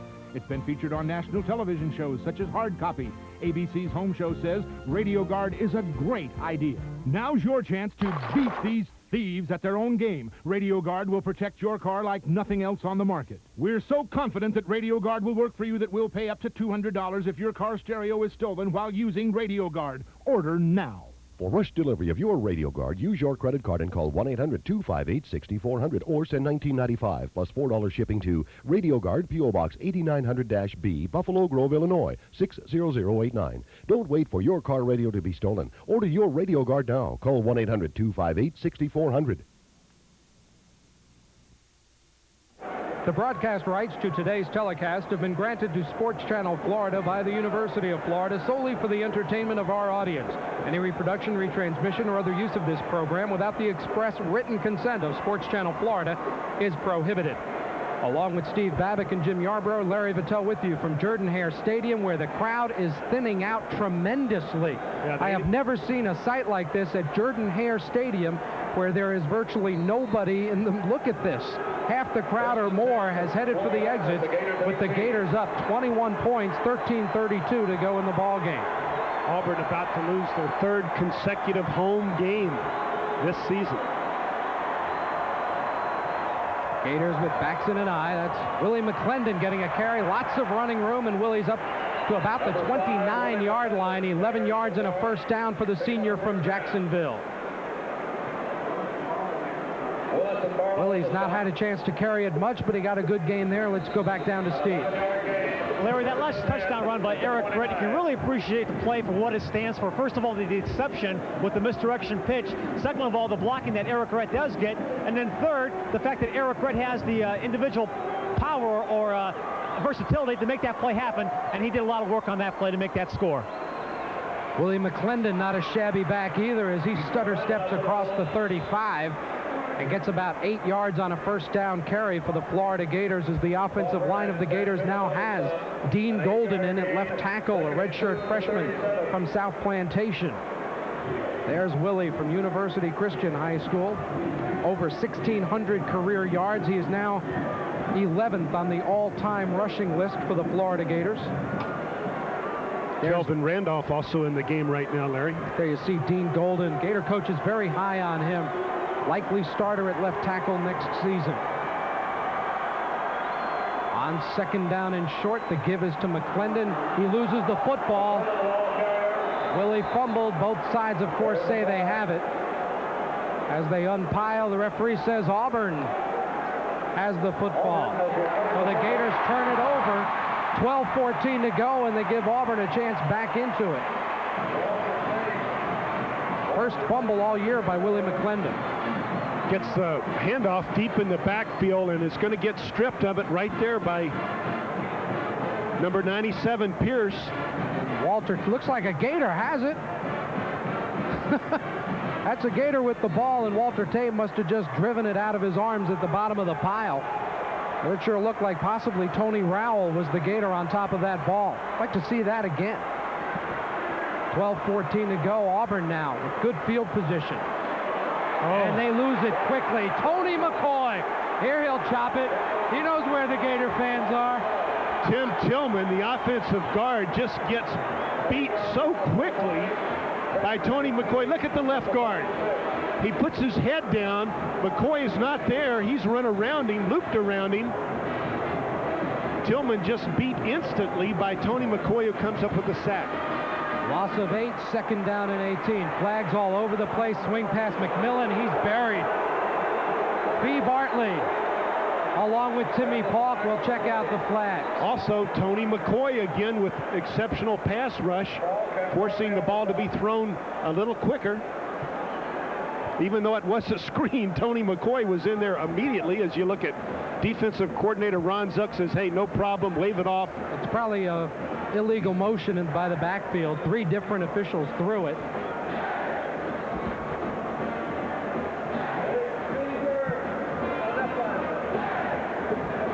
Illegal procedure, but not a dead ball. You see Tony McCoy, Larry, coming up the gut. Here goes the dump on the screen to the left, and watch, double whammy. Fee Bartley and who else was it? Timmy Falk. Third down and 20 for the Auburn Tigers at the Gator 48-yard line. 11:33 to go in the game.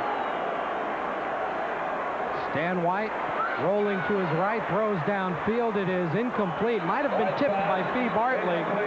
And Auburn will have 4th down and very long with 11:25 to go. The punt unit comes on, and again that Florida defense, challenged by great field position, responds to the challenge. Oh, and how often have they done that all afternoon? It seems like Auburn has had opportunity after opportunity all afternoon inside Gator territory, and they have yet to really take advantage of anything. The defense is too tough. Lawrence Hatch again back for the Gators. High kick. Hatch calls for a fair catch at about the 12 and makes it, going to the ground to do so. And Florida will start back at its own 12-yard line, but the Gator turnover does not hurt, as Auburn can't do anything with the opportunity. Still a long way to go in this game. 11:15 on the clock. A 46-yard punt for Terry George. Head coach Steve Spurrier a little anxious about this game. Who wouldn't be, huh? All the talk about the way the Gators have struggled in Auburn, but this trip to Auburn, the Gators are not struggling. They're clearing the house. And a great many Auburn fans are already on their way back home, wondering about this season. Gators give it to Eric Redd, who barrels his way up to the 20-yard line. He can lower his shoulder and drive for yardage as good as any Florida back in quite some time. Well, I know you know the answer to this, but I'm going to ask it to you anyway. Over the 40-year history of the Gators playing Auburn and Georgia back-to-back, how many times have they beaten both teams in consecutive years? In order? In order. 6. What? 5? None. Never. Oh, consecutive years. Consecutive years. Oh, okay. Consecutive years, never. Until next Saturday, maybe. Eric Redd in trouble, will lose a couple. Never have they beaten Auburn and Georgia back-to-back in consecutive years. Isn't that amazing? Back-to-back. Isn't that amazing? Yes, it is. And that has been the end of many an SEC championship. That's exactly hope for the Florida Gators. That amen corner has just killed the Gators. Many times they've gone in against one or the other and haven't come away with the victory they needed. Well, if they can beat Georgia again next week and hold on and win this ball game, amen corner will become the Hallelujah Highway. 3rd down and 4. Matthews gives off on a draw play. Eric Rett's got the first down up to the 19, or rather the 24-yard line. If I could find the line of scrimmage, I'd be all right. First down was the important call there. They continue to stream toward the exits. 9:51, just a shade under 10 minutes left in this game, and the home folks have bailed out on their Tigers. And you know the Gators would love to keep it on the ground. Eric Rett, 78 yards in this game, has also done a good job catching passes. Came into this game with 868 yards combined running and receiving. Redd on the carry has running room. Rett up to the 35, spins to the 36, give him 12 more. That's 90 for the sophomore tailback. Auburn player down 97.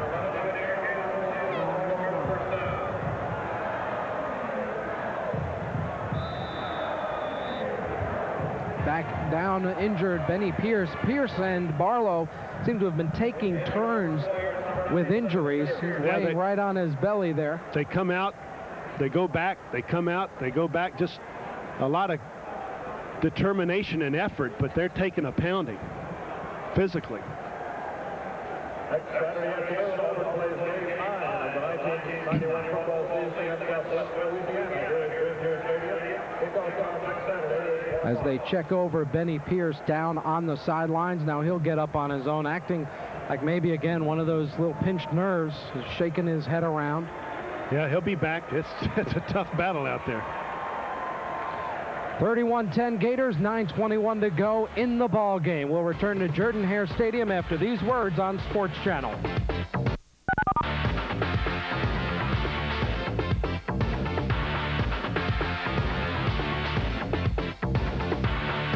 On the road again.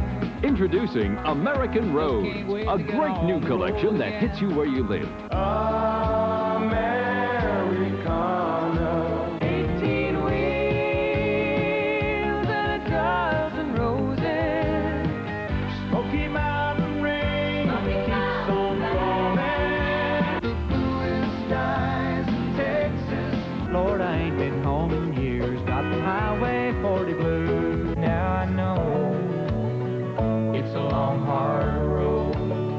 American Roads features 40 great hits. It'll make you feel good. Here's how to order. Call toll-free 1-800-238-3100. That's 1-800-238-3100. Or send $19.95 for 3 LPs or 3 cassettes, or $24.95 for 2 CDs plus $4 shipping to American Roads, P.O. Box 4670, Omaha, Nebraska, 68104. See that little pulsation there in the bottom? That is their noisometer. It hasn't moved much. It's been sub-zero most of the day. 9:10 to go in the game. The Gators with a first down.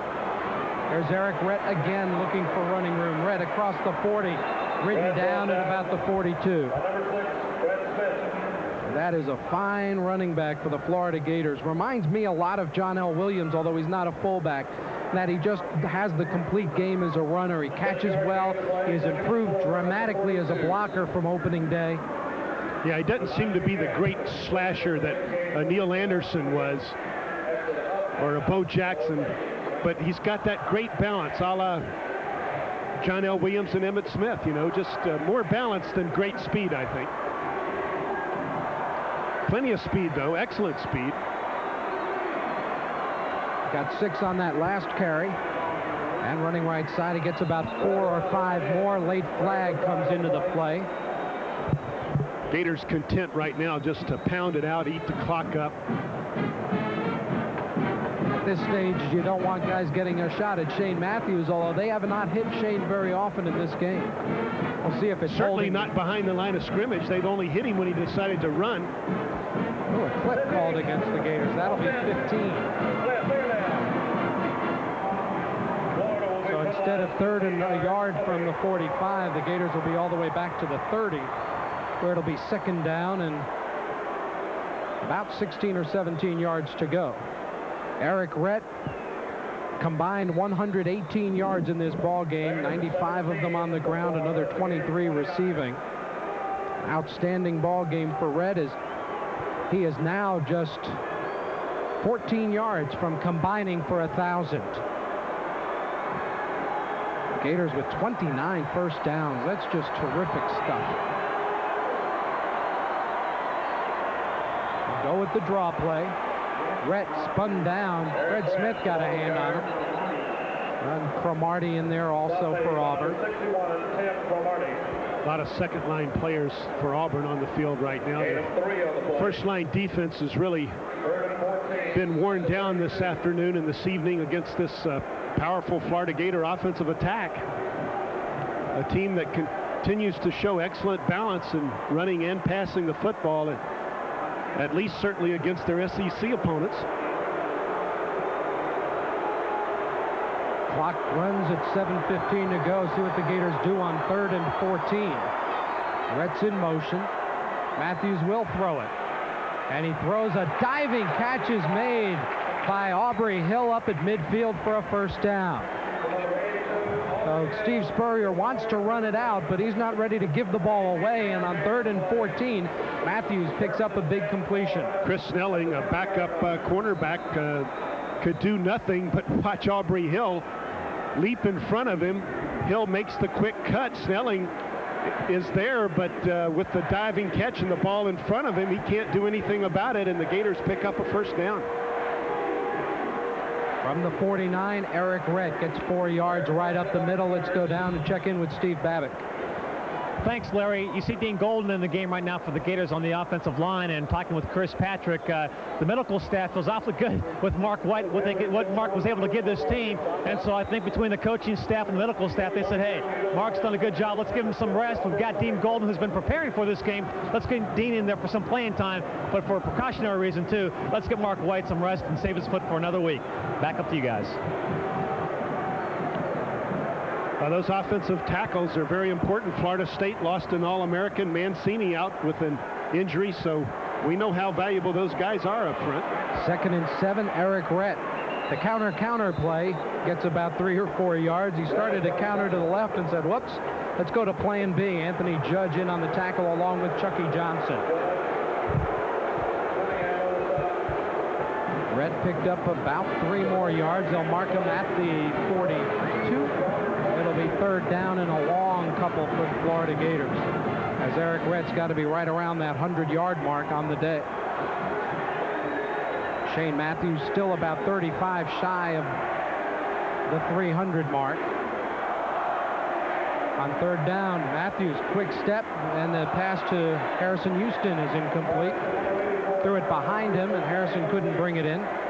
And see what the Gators do on 4th down. Let's see if Shane Edge will come in. He does, to try to pin Auburn deep. 5:20 to go in this game. The Gators in control by a score of 31-10. Shane Matthews not happy with himself, I don't believe, over that throw. Had an easy first down to Houston.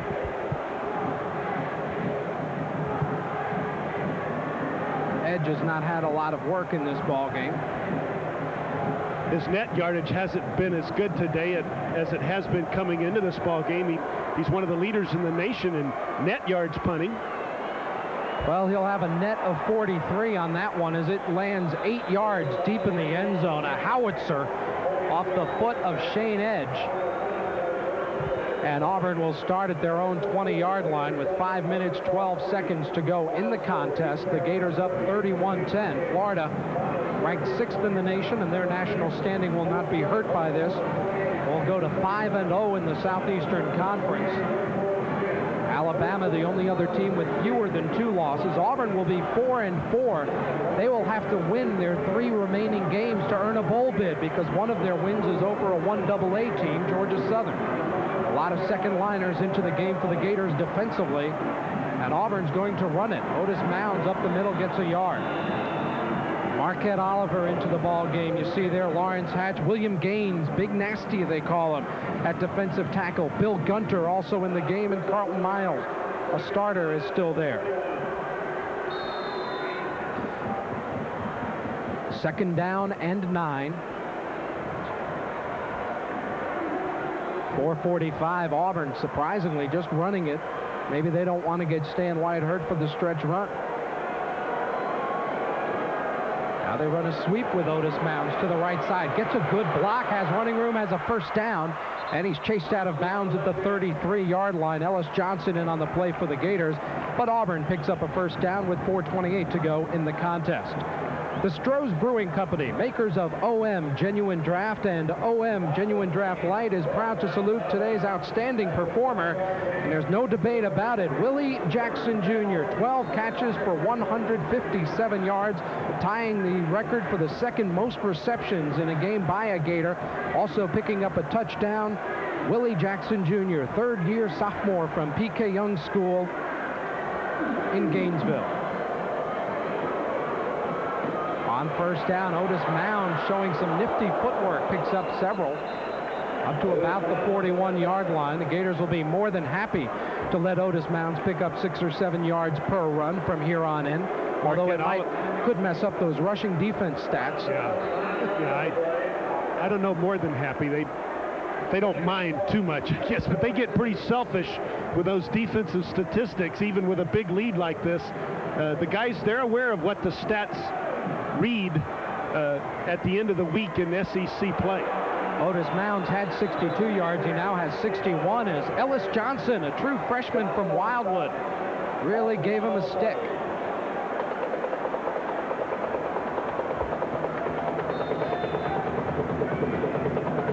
Watch Mounds bounce out to the left. Kevin Carter getting a fist to the face, a defensive end right there. Not unusual in line play. 3rd down and short for Auburn. Otis Mounds picks up the first down and more up to the 49-yard line. Mounds gets about 8 yards and another Auburn first down. Otis Mounds led Fort Lauderdale Dillard to the state Class 4A championship 2 years ago in a game many of you may have seen right here on Sports Channel. Dillard again made it to the championship game last year, but was beaten by Buchholz High School out of Gainesville. And again, Fort Lauderdale Dillard, one of the outstanding teams in the state. They had 4 seniors recruited last year by Auburn out of that high school team. Stan White looking to go deep down the middle for Parker. It's going to be intercepted. Will coming away with it with his 2nd of the day. There's Will White, the Florida free safety, who now ties for the Gator school record for career interceptions. That's number 13. Will White playing the center fielder here as the free safety, as he does so well. All along, he was reading the eyes of the quarterback and knew exactly what he could do and had a beat on the ball better than the wide receiver. There's White breaking in front of Orlando Parker, the wide receiver for the Tigers, who was sprinting towards the end zone. Well, the Gators are now a first down or 2 from running out the clock. 2:47 to go. Florida up by 21 points. Brian Fox in the game, Larry, now at quarterback. The give is to Willie McClendon, and Willie gets to about the 11-yard line. Fox, a junior from Winter Garden, spent his freshman year at Purdue, transferred, sat out a year, and has since been backing up Shane Matthews when Shane claimed the starting job with about a week and a half or so before opening day last fall. Everyone thought they'd go back and forth, but Shane just held on to that job with a vice grip. There you see Will White tying Bruce Bennett, 13 career interceptions, and Will with 3 more games this year and his entire senior season still ahead of him. Bruce Bennett lives in Orlando, Florida. Is on the administrative staff at University of Central Florida in their athletic department. Up the middle, McClendon gets a yard. And it'll be 3rd down as the clock continues to run inside 1 minute and 50 seconds to go in this ball game. You see it there at 1:49 and counting. The crowd started leaving when the Gators made it 24-10 and picked off a pass. 5 plays later, they drove it on in. Well, you got to believe this Florida Gator team has earned a little respect in the state of Alabama this year. 35-0 over the Tide, and right now 31-10 over the Auburn Tigers. Bring on Alabama State. Quick pass to Alonzo Sullivan. Sully gets it close to the 20-yard line. I think he'll be a little bit shy of the 1st down. There you see Dexter Smith in a guard position on that Florida offensive line, along with Gant Crouch getting some playing time. David Swain at right guard, a converted defensive lineman, number 64 in your screen now. But Florida will punt it away, and Shane Edge will go to work for just the 5th time. Clock continues to run. Less than a minute to go in the contest. Gator Senior Associate AD Jeremy Foley in the picture there briefly. Norm Carlson, a large contingent here, and a very happy one, as Florida will go to 5-0 in the SEC and will not have to hear any more talking, read any more writing, or see any more features on road woes. Bailey catches it. Lex Smith can't drag him down. Neither can Leroy Jones, but Jones finally does hem him in on the sideline with the help of Pete Archie. And Auburn will have 23 seconds on the clock. Kevin Freeman from Bradenton, Manatee also in on the play. 32-yard kick for Shane Edge, who has had probably his worst day since his first couple of kicks against San Jose State, but it really hasn't hurt the Gators at all. Coming into this ball game, the Gators with just 4 wins over Auburn, including a big one in 1927. This is the 5th and the biggest victory for the Florida Gators in Auburn, Alabama in 64 years. Auburn runs right side. That's James Bostic, also from Fort Lauderdale Dillard, met rudely by Mickle and Hatch. And that will be the end of this Southeastern Conference showdown between the 2 teams that wear the orange and blue. The orange and blue for the Gators and those of the Auburn Tigers. Auburn had 1 touchdown, 1 field goal. The Gators got it in the end zone 4 times. Steve Spurrier remains with just 1 loss in his coaching career against Southeastern Conference competition. He is 11-1 in the SEC, which is a tremendous mark when you consider the caliber of this league, that the Gatorhead man has a record of 11-1 in this tough SEC. Well, he's obviously one of the best coaches in the nation, certainly one of the best young coaches in the nation, and he's got a great future in front of him here at the University of Florida.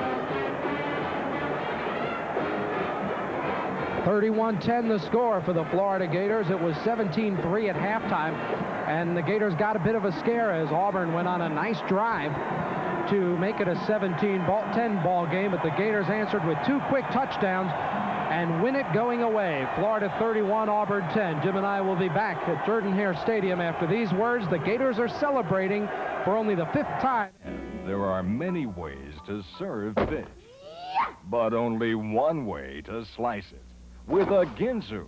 Introducing the new patented Ginsu 2000. The legend lives on. This Ginsu is more clever than a cleaver. The high-carbon steel blade can rip through ribs or disjoint the most challenging chicken. Nothing is too tough for the Ginsu 2000. But look, use this edge and it's a precision carving knife. Slice ham delicatessen perfect and zip through vegetables like a laser. There's more, a 3rd cutting surface, and this one is non-stick. Who else could remove the crumbs from crumb cake? It's more than amazing. It's a Ginsu. Cut through a tin can, the Ginsu 2000 can saw a lead pipe and still slice a tomato like this.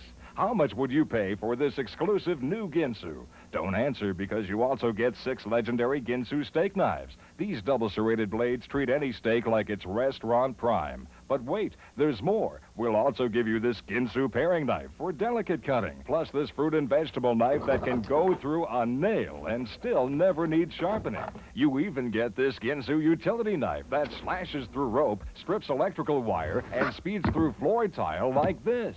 Now, how much would you pay? Well, the knife of the 90s is priced like the 70s. You get the Ginsu 2000. Everything, all 10 superior quality knives, backed by our famous 50-year guarantee for only $19.95. The legend is back. Genuine Ginsu at a genuine Ginsu price. Get your legend now. Have your credit card ready and call toll-free 1-800-767-9500. That's 1-800-767-9500 to send $19.95 plus $4 shipping to Ginsu 2000, P.O. Box 8989-X, Buffalo Grove, Illinois 60089.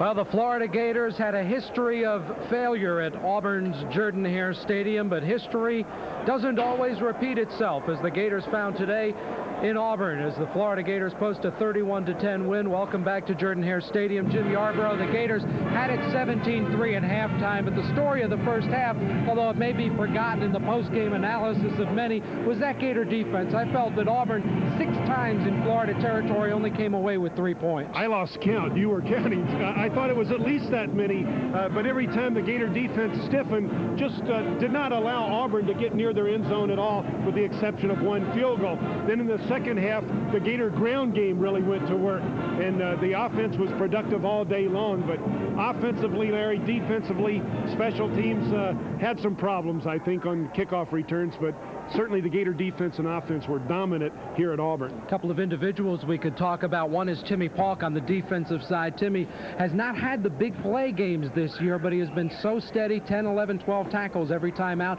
and had a lot of hits again today. Well, I think he's got to be one of the best inside linebackers in the Southeastern Conference, and I know he'll be revved up when the Gators go to Jacksonville to face those guys that wear the silver breeches. And on the offensive side, what can you say about Willie Jackson Jr., a young man who 3 years ago had to plead for a scholarship and a chance to show that he could play at the University of Florida? I think we're convinced. I think he can play anywhere. 10 receptions in the first half, an outstanding game, our athlete of the game for the Florida Gators.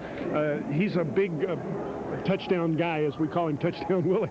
Well, the Gators from now head on to the Jacksonville Gator Bowl to take on the Georgia Bulldogs. We certainly hope you'll join us for Sports Channel's next UF football game, Saturday, November 9th at 11:30, when the Gators travel to that Gator Bowl to take on the Georgia Bulldogs.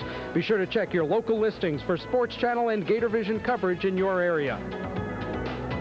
I'm Larry Vitale saying so long for Jim Yarbrough, Steve Babick, and our entire Sports Channel crew. Once again, the final score, the Gators 31, Auburn 10. Good night.